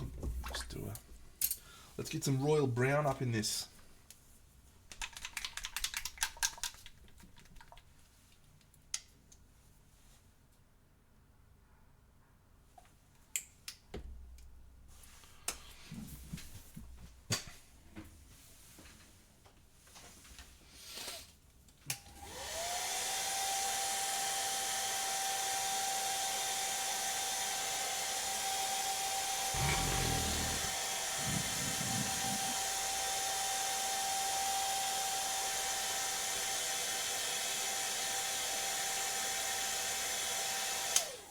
Or as Khal Drogo would say, a crown for a king. Love that guy.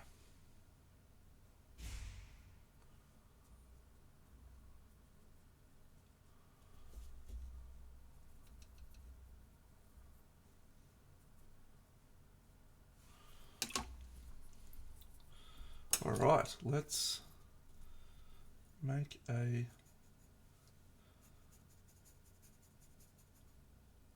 wash out of this colour. It's not really dark enough for my liking. I'm not making the babies royal brown, that'd be ridiculous.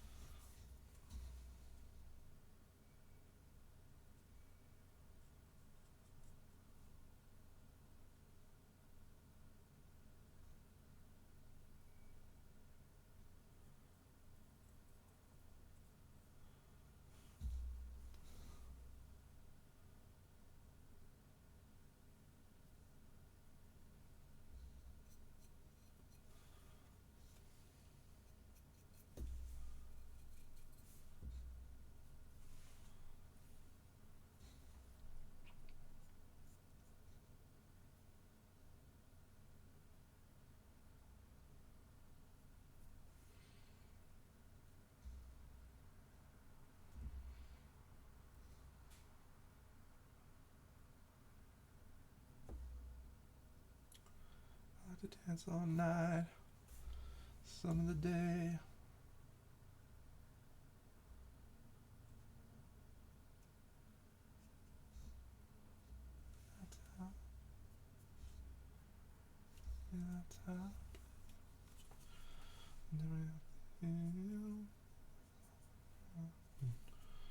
All for you, what you found.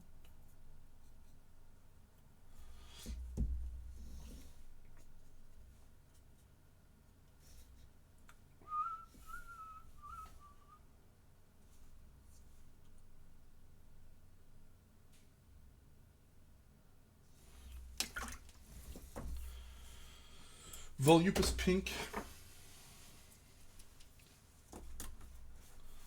Get that a little dry.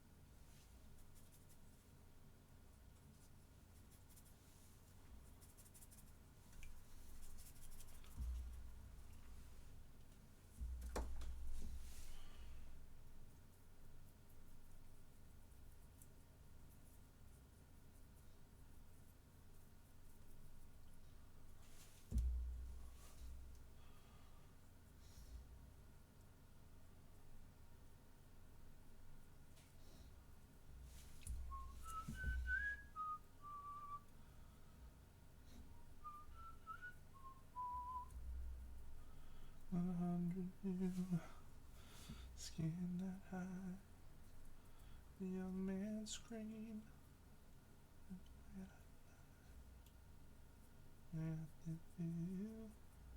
It's all around. It's all for you.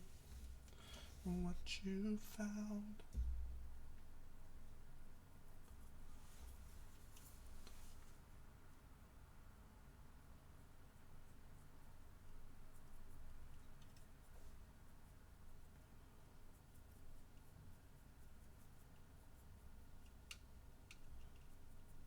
No.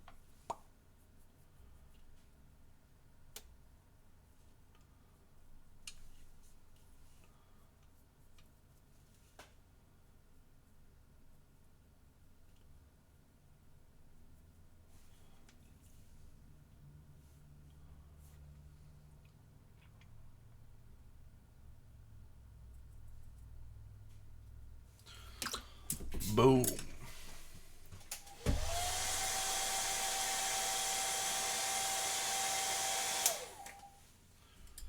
A little bit of Monica in my life.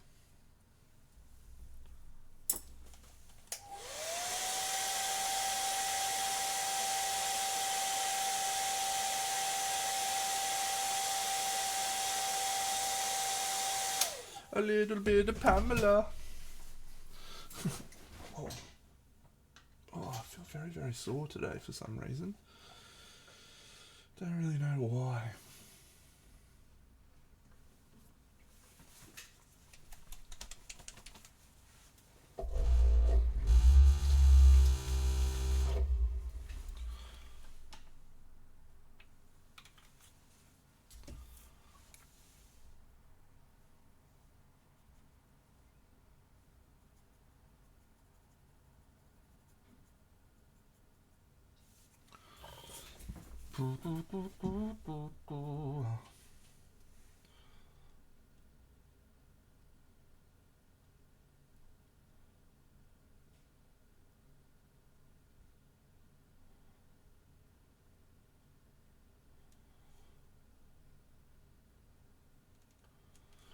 Non-metallic metal.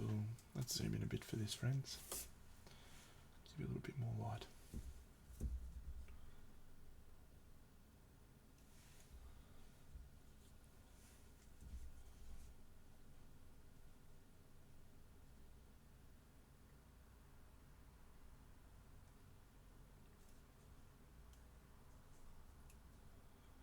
I wonder if this is meant to be bone.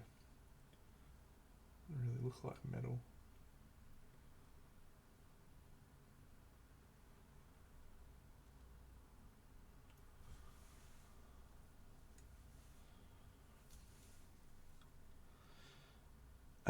Everything in my KDM collection is non-metallic metal, yes. Everything. It's a really great way for me to learn non-metallic metal, really.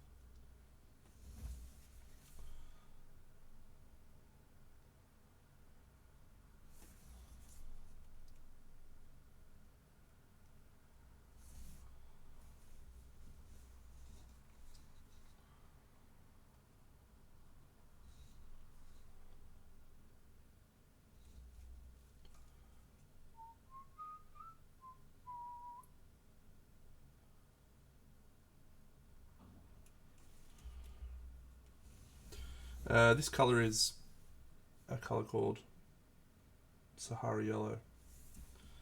And this is not a colour I used on my original set, but I feel like it's very close to how I did it, and potentially a bit quicker.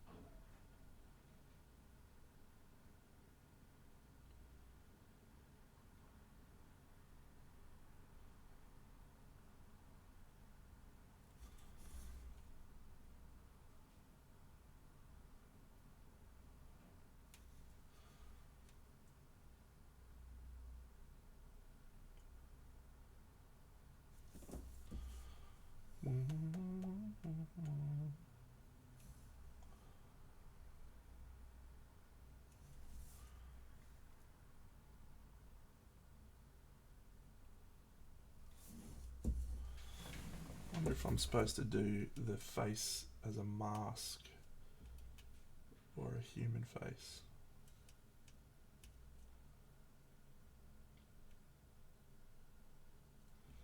Anyone know what the artwork is? Is it a human face or is it a mask?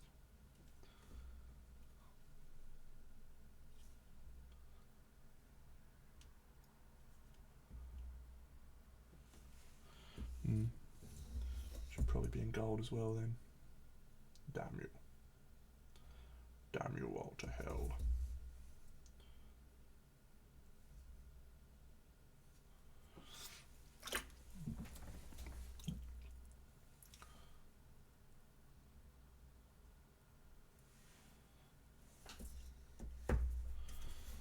Yeah, silver maybe.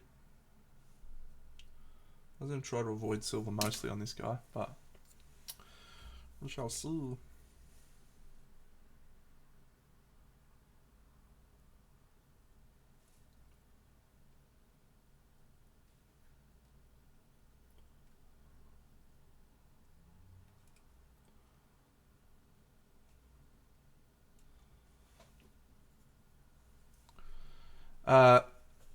Yeah, so there's a type of campaign that you choose. So there is a core campaign in the original core box is called the People of the Lantern, and that is the basic storyline.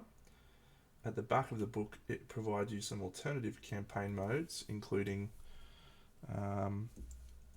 one where you just have a super survivor, and you have to protect them, and if they die, you lose. One where none of your survivors can die. One where you only have 7 survivors. It's called like 7 Samurai. Fun. And then in the expansions, of which there were 12 originally, there is an additional 3 campaigns. 2 of them are major campaigns, and probably the best campaign that is currently released, which is the People of the Stars, which is in the Dragonkin expansion, and then People of the Sun, which is in the Sunstalker expansion, and then there's also a shitty little one called the People of the Bloom, which is in the Flower Knight expansion. So you choose which one of those campaigns you would like to play through at the start of a Kingdom Death campaign, and that will determine the majority of the quarries that you will face. It will determine what key story events you will have, and a variety of other things like that.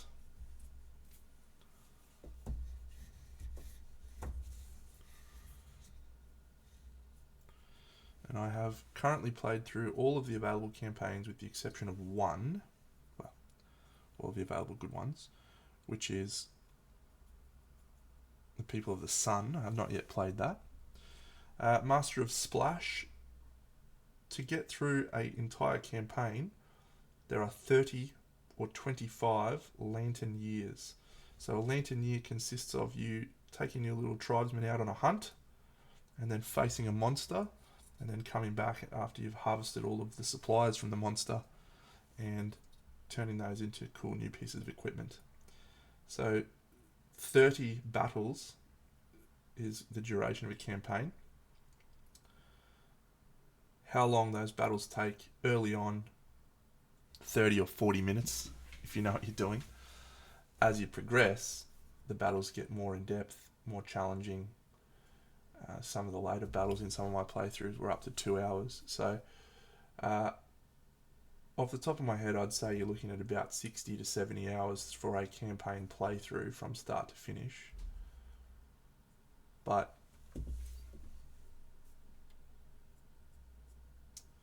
depends on how much you know. There is actually Sleepy Slang. So one of the things that the Gambler's Chest does is it has a new system called the Node system. And so the Node system is sand yellow. It takes all of the previously released stuff and says, here are the rules for all of these previously released things. Here is a way that you can jumble them all together in a way that will work.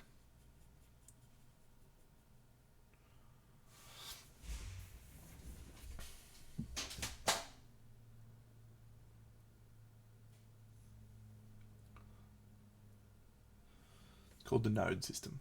So yes, you can face off against the Crimson Crocodile now. In the People of the Lantern, you can face off against the Crimson Crocodile or Atlas in A People of the Stars.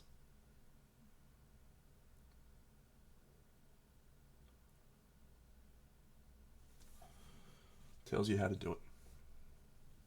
It is cool.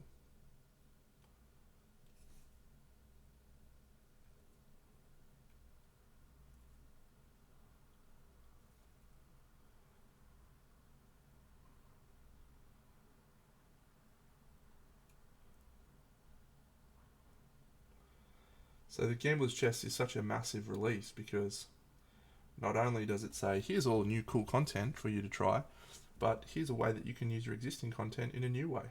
So it's just a really long awaited release.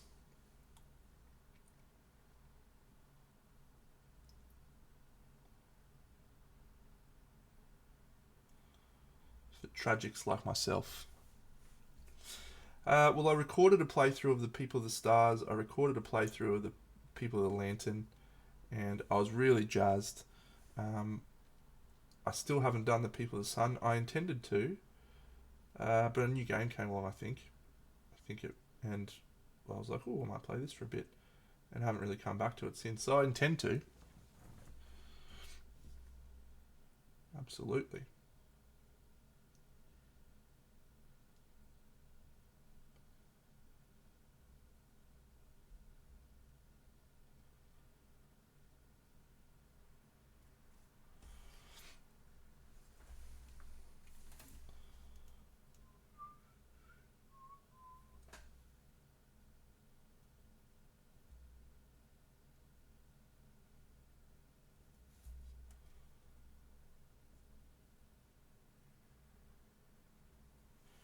How's my gold looking so far? Let's zoom out a bit so you can see what it actually looks like.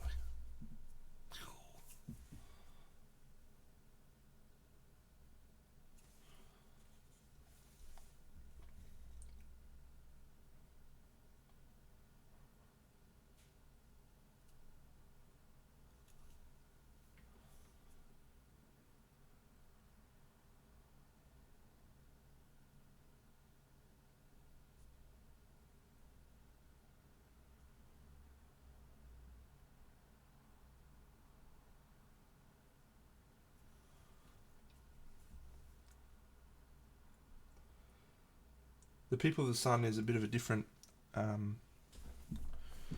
mission, a bit of a different campaign. So in People of the Stars, you worship the Dragon King, and the tyrant comes out and tests you, and it's pretty awesome.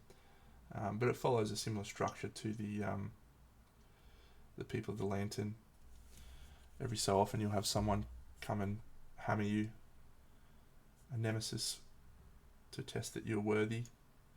Well, in People of the Sun, you actually do not face a nemesis monster at all until the end of the campaign, which means you get a whole splash around in the sprinkler for an extended period of time before you have any tests. It's a mixture of Sand Yellow and Sahara Yellow from AK.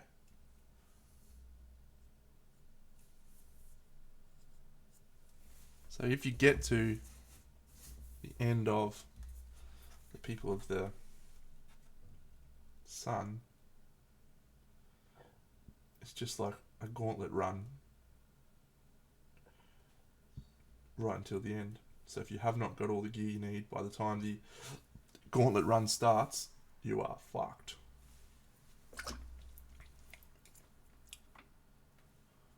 Proper fucked. So it sounds fun, so I'll definitely do it at some point.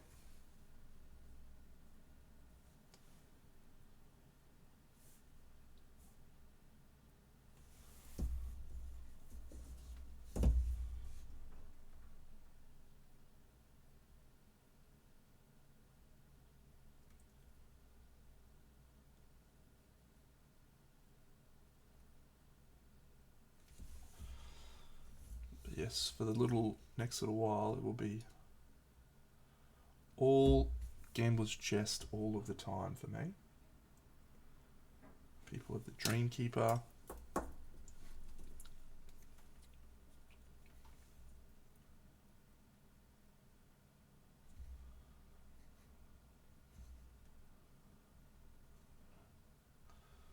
Ark Survivors.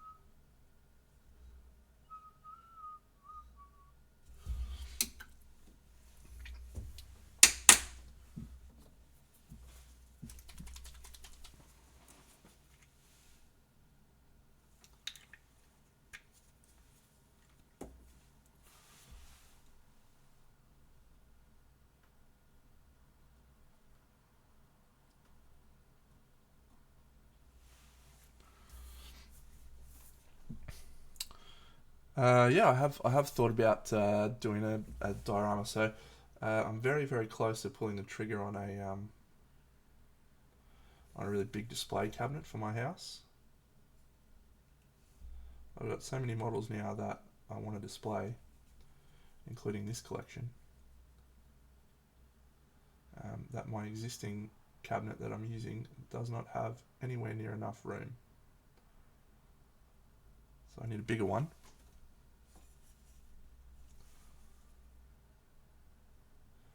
And yeah, I want to have all my Kingdom Death collection out on display. And yeah, it'd be cool to have them all in a diorama or a scene.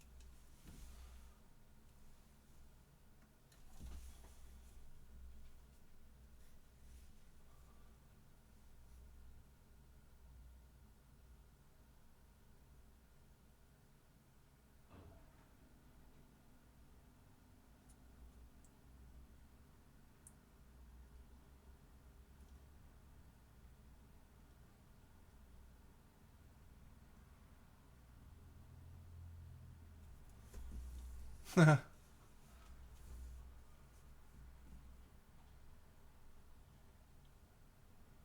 can be just like me, Magenta. Easy.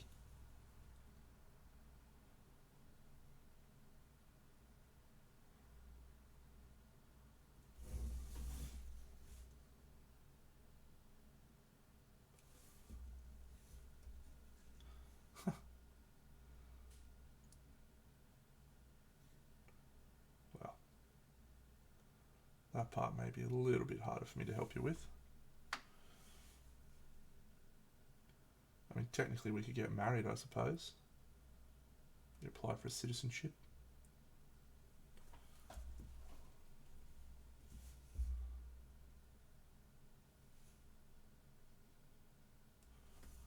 Thank you, buddy.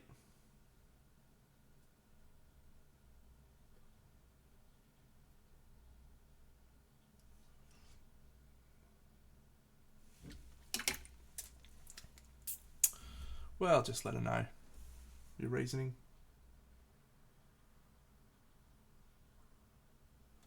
Sure, she'd be supportive.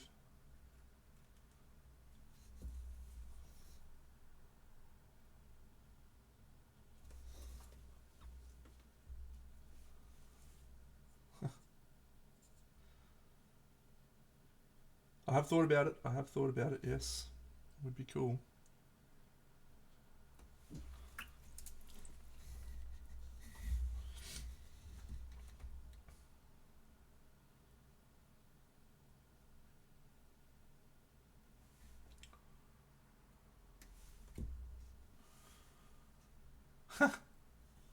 Sure, mate.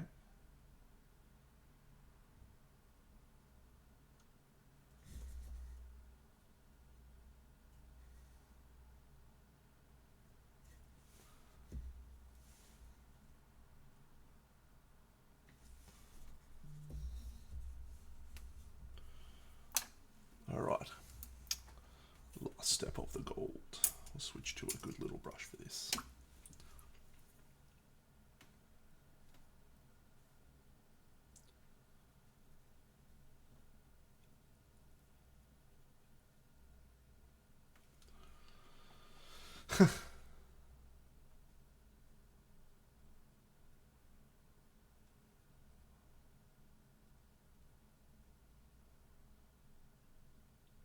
Yes.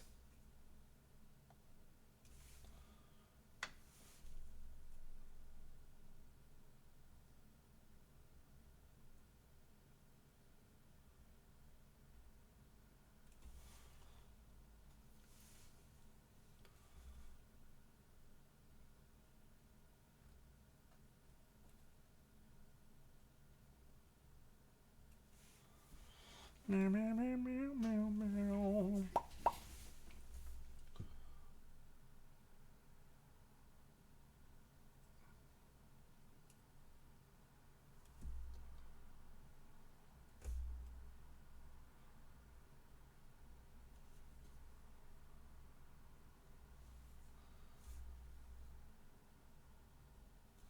You got it.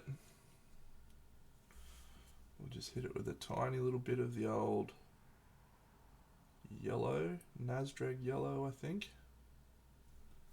We'll call that a day. But you can leave gold pretty high value if you want. It just makes it look shiny. Everything is so shiny.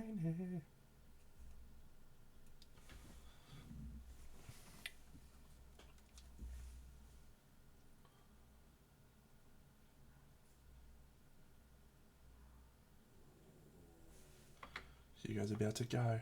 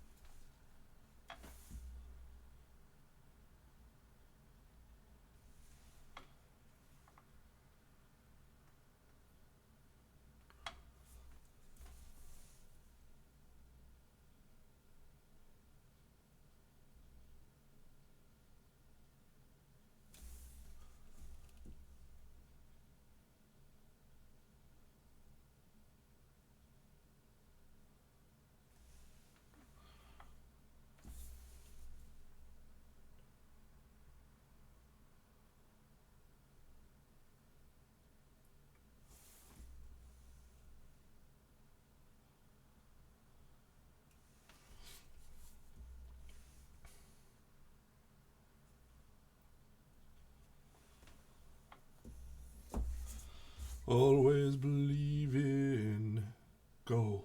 Gold. You're indestructible. Always believe in gold.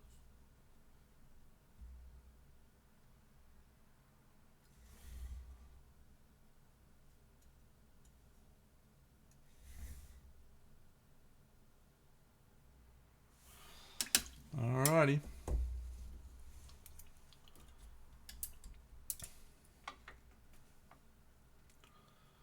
That dry for a wee smidge.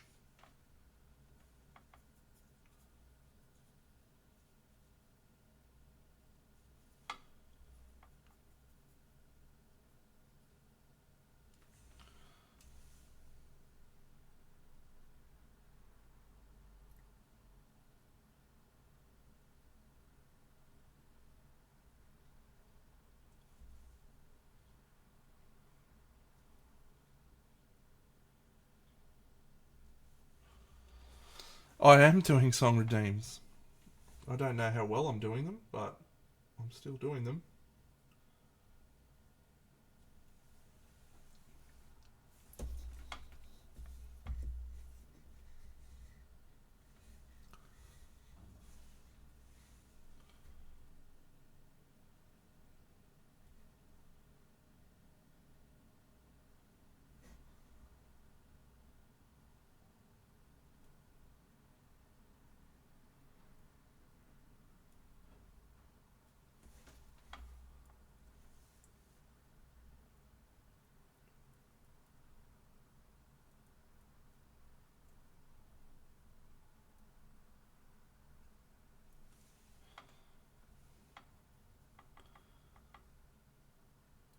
I did not expect that at any point in my life I would be putting a highlight on a little baby wiener.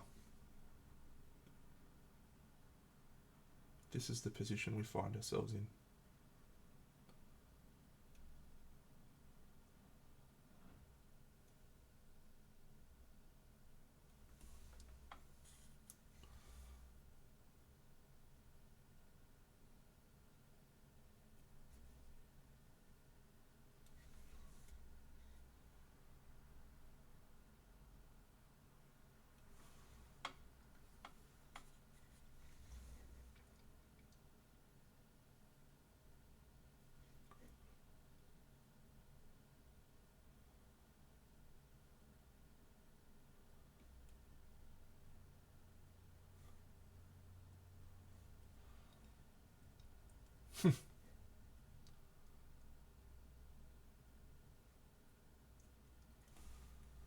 Oh yes, they do.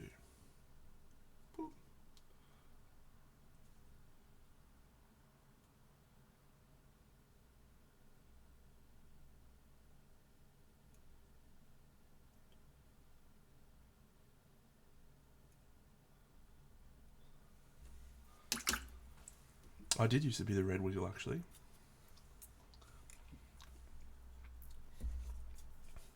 And then they kicked me out because I told Jeff that if he didn't wake up, I was going to punch him in the face. And then he didn't wake up, so I punched him in the face. And they kicked me out. Unfair.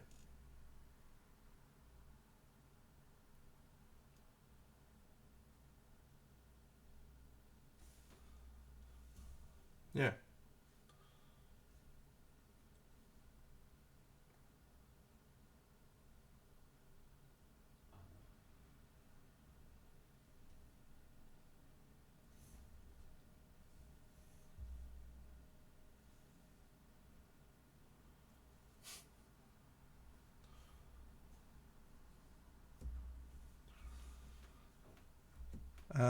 War Machine horses were definitely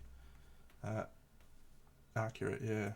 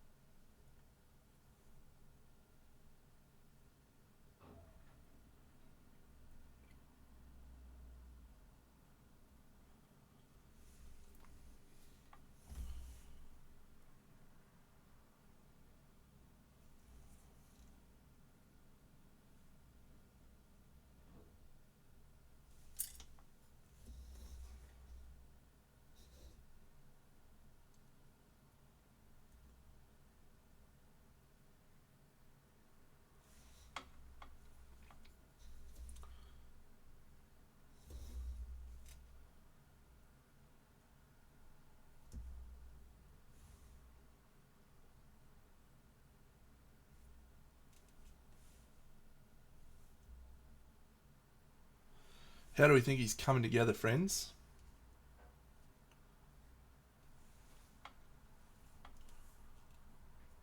I do not have any War Machine minis left over.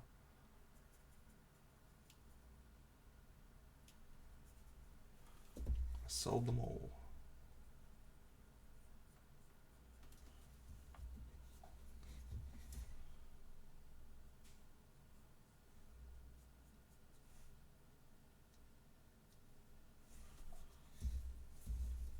Ooh.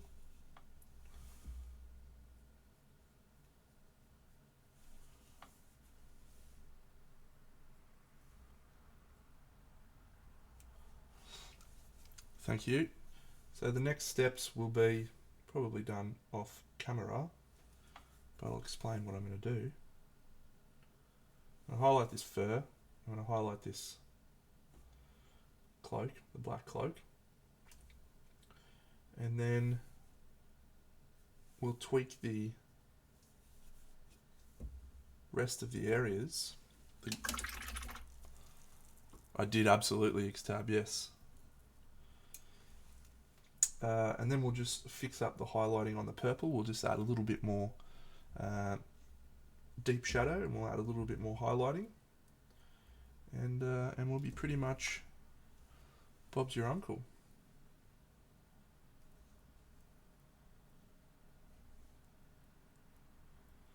highlight the skin.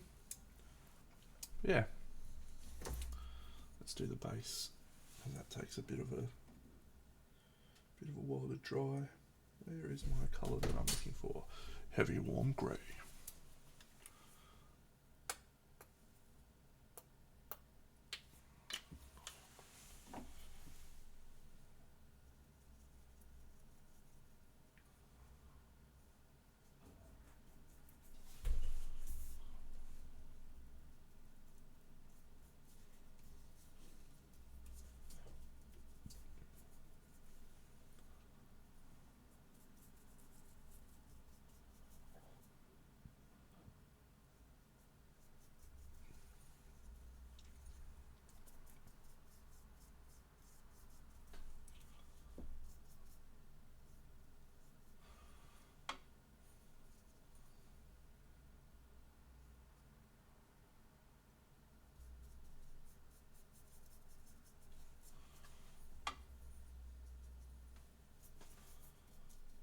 Feet.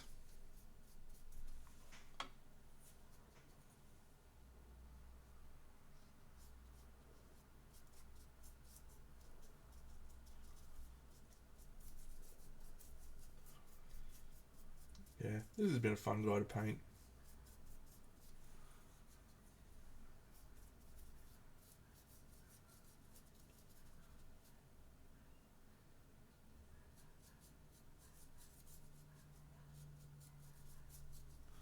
I think he's come out okay. I'm going to do my little gold wash in a second, which is just Nasdreg yellow. Little Nasdreg yellow contrast paint over the top, and that'll really pump up the saturation on the gold, which is good.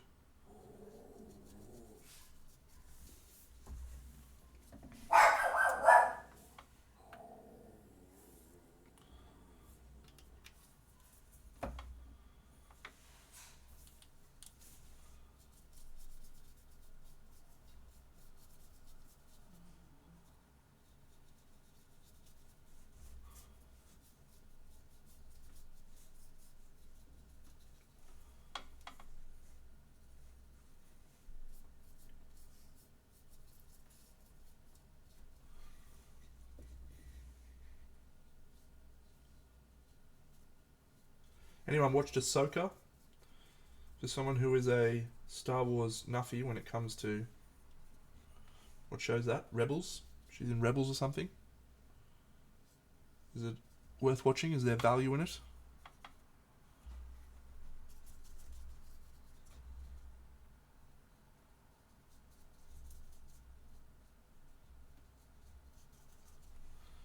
Cool.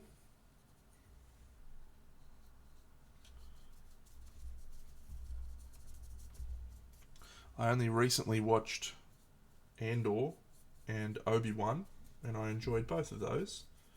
Particularly, I found myself enjoying Obi-Wan more than Andor, even though I did like Andor, just because I think the thing that really gets me excited about Star Wars is those characters of which I grew up with. All of these other new characters that I have no idea about. Don't really care about them so much. But Cassian was good. He's a good character. And Rogue One was an awesome Star Wars movie. So I'm open to watching it. But I have not watched Rebels or whatever that other cartoon show is.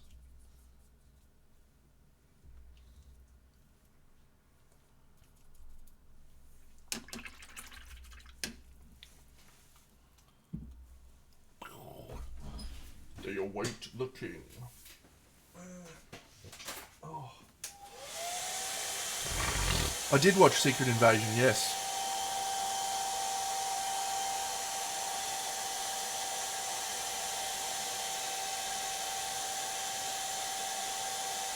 I found it to be extremely subpar.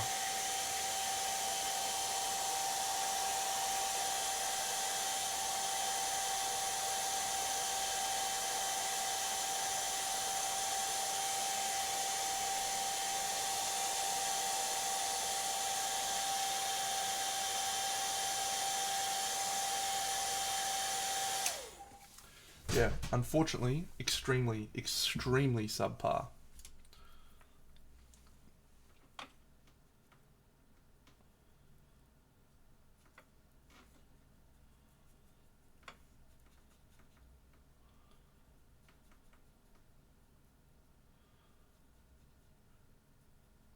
Although, let me caveat that. I enjoyed it up until the last episode, and then the last episode came and went, and I decided that it was a rubbish finale.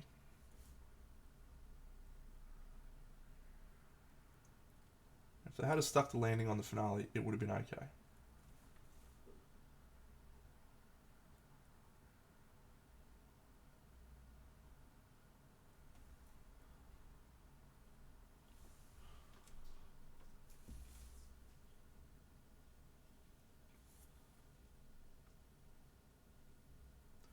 I think he said it once, maybe.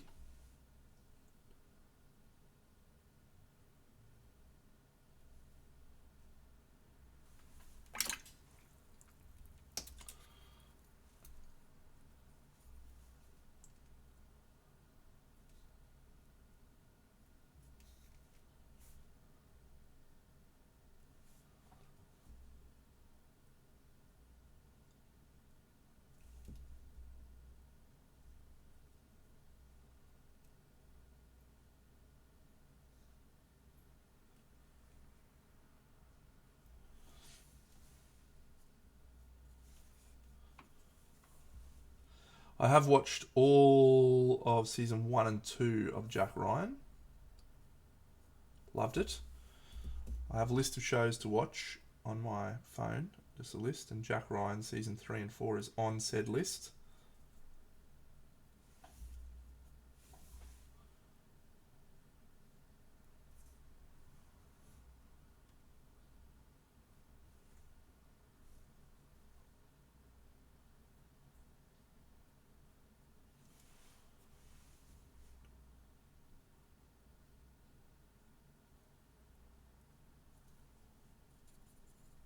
It was good.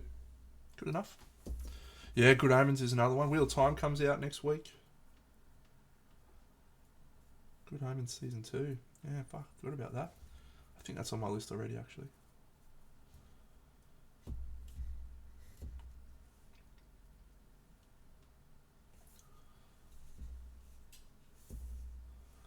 Yeah, new season next week. Get amongst it.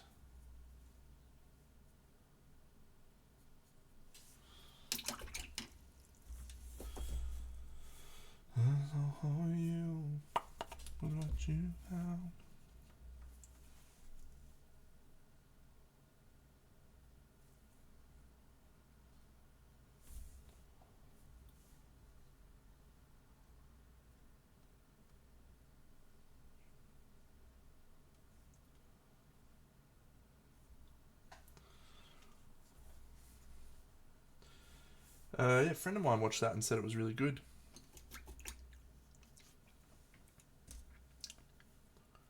I didn't put it on my list though. The only reason I'm interested in Jack Ryan, this will sound dumb, is because it's John Krasinski. I like him because he was in The Office. I don't normally go for spy shows that much, although I did love the absolute shit out of Reacher.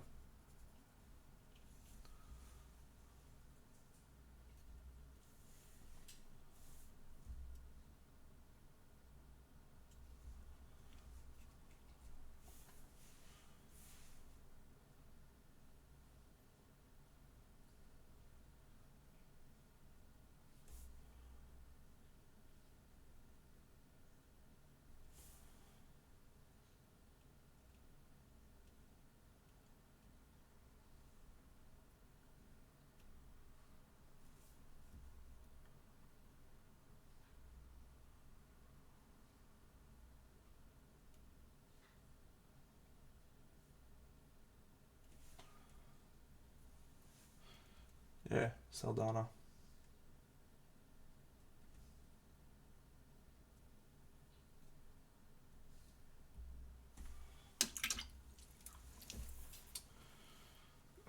Nasdreg Yellow. the final piece of the puzzle for today. Oh no, I'll do the base as well, so I can leave that to dry.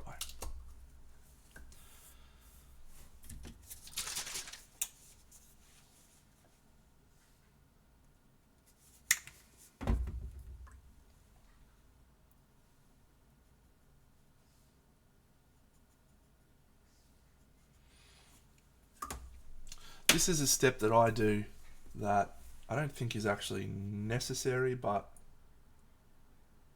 I just think it really pumps up the vibrancy of the gold. And you can't really see it on this, but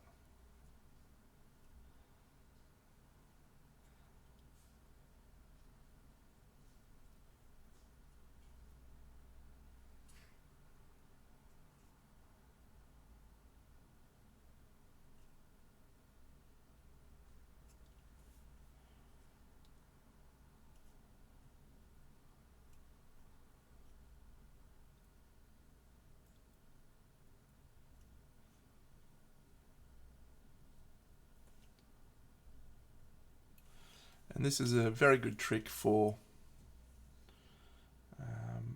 people that are struggling with their value shifts whilst retaining saturation, because you're using a translucent color over the top of a highly contrasted area. You're still getting the contrast, but you've added back in the saturation. And from this point, you can then go back and re-highlight if you want. So, no, I don't use peanut butter for gold at all. Peanut butter I use for skin tones. The color I generally use for gold is sand yellow, which is an AK color.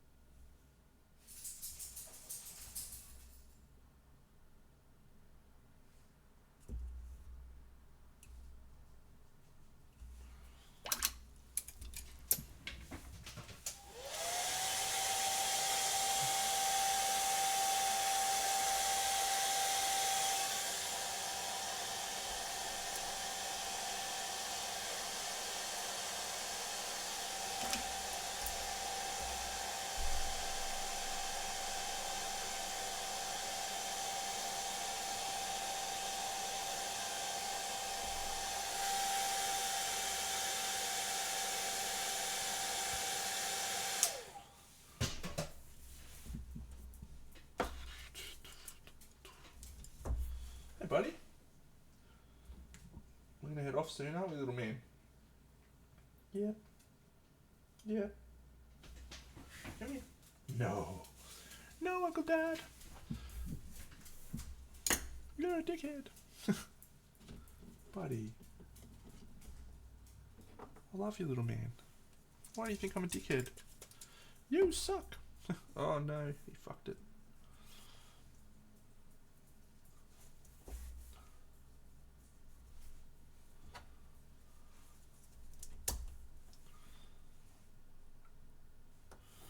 I reckon we probably got about an hour or two left in this guy. Maybe an hour.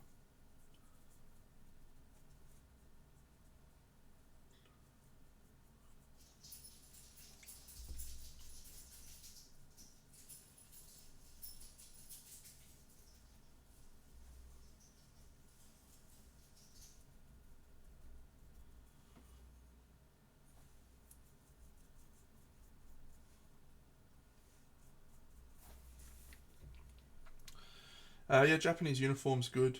I was using Sahara on this one. If there's one absolute truth about Little Toy Soldier painting, it's that there is no one recipe. And if you constrain yourself to one recipe, you may find that your stuff just starts to get a little bit stale looking. So I try not to think this is the color I use for this thing. I try to ask that question when I'm painting. What colour do I want to use? How do I want this gold to look? And then just decide on the fly.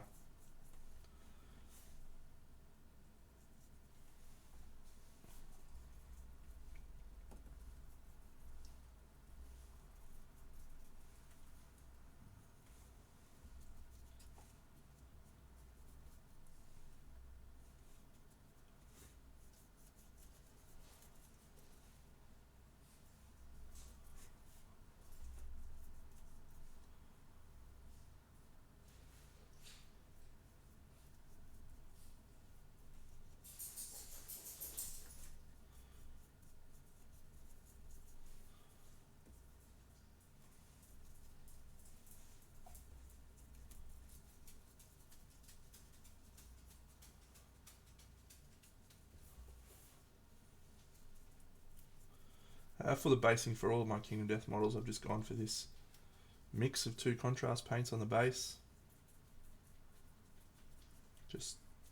Could just do it all in one colour, but by mixing the 2, just gets a little bit more interesting looking.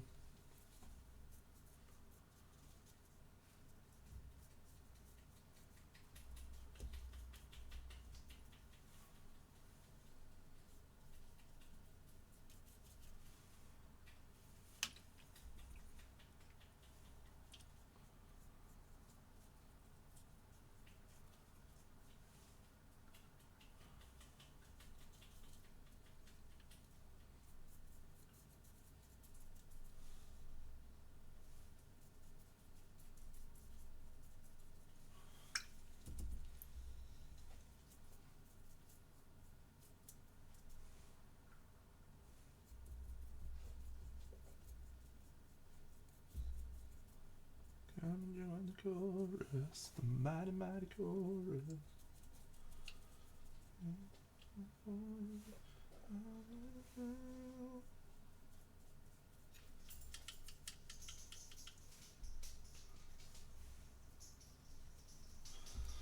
By the way, what have you done for him lately? Do do do do.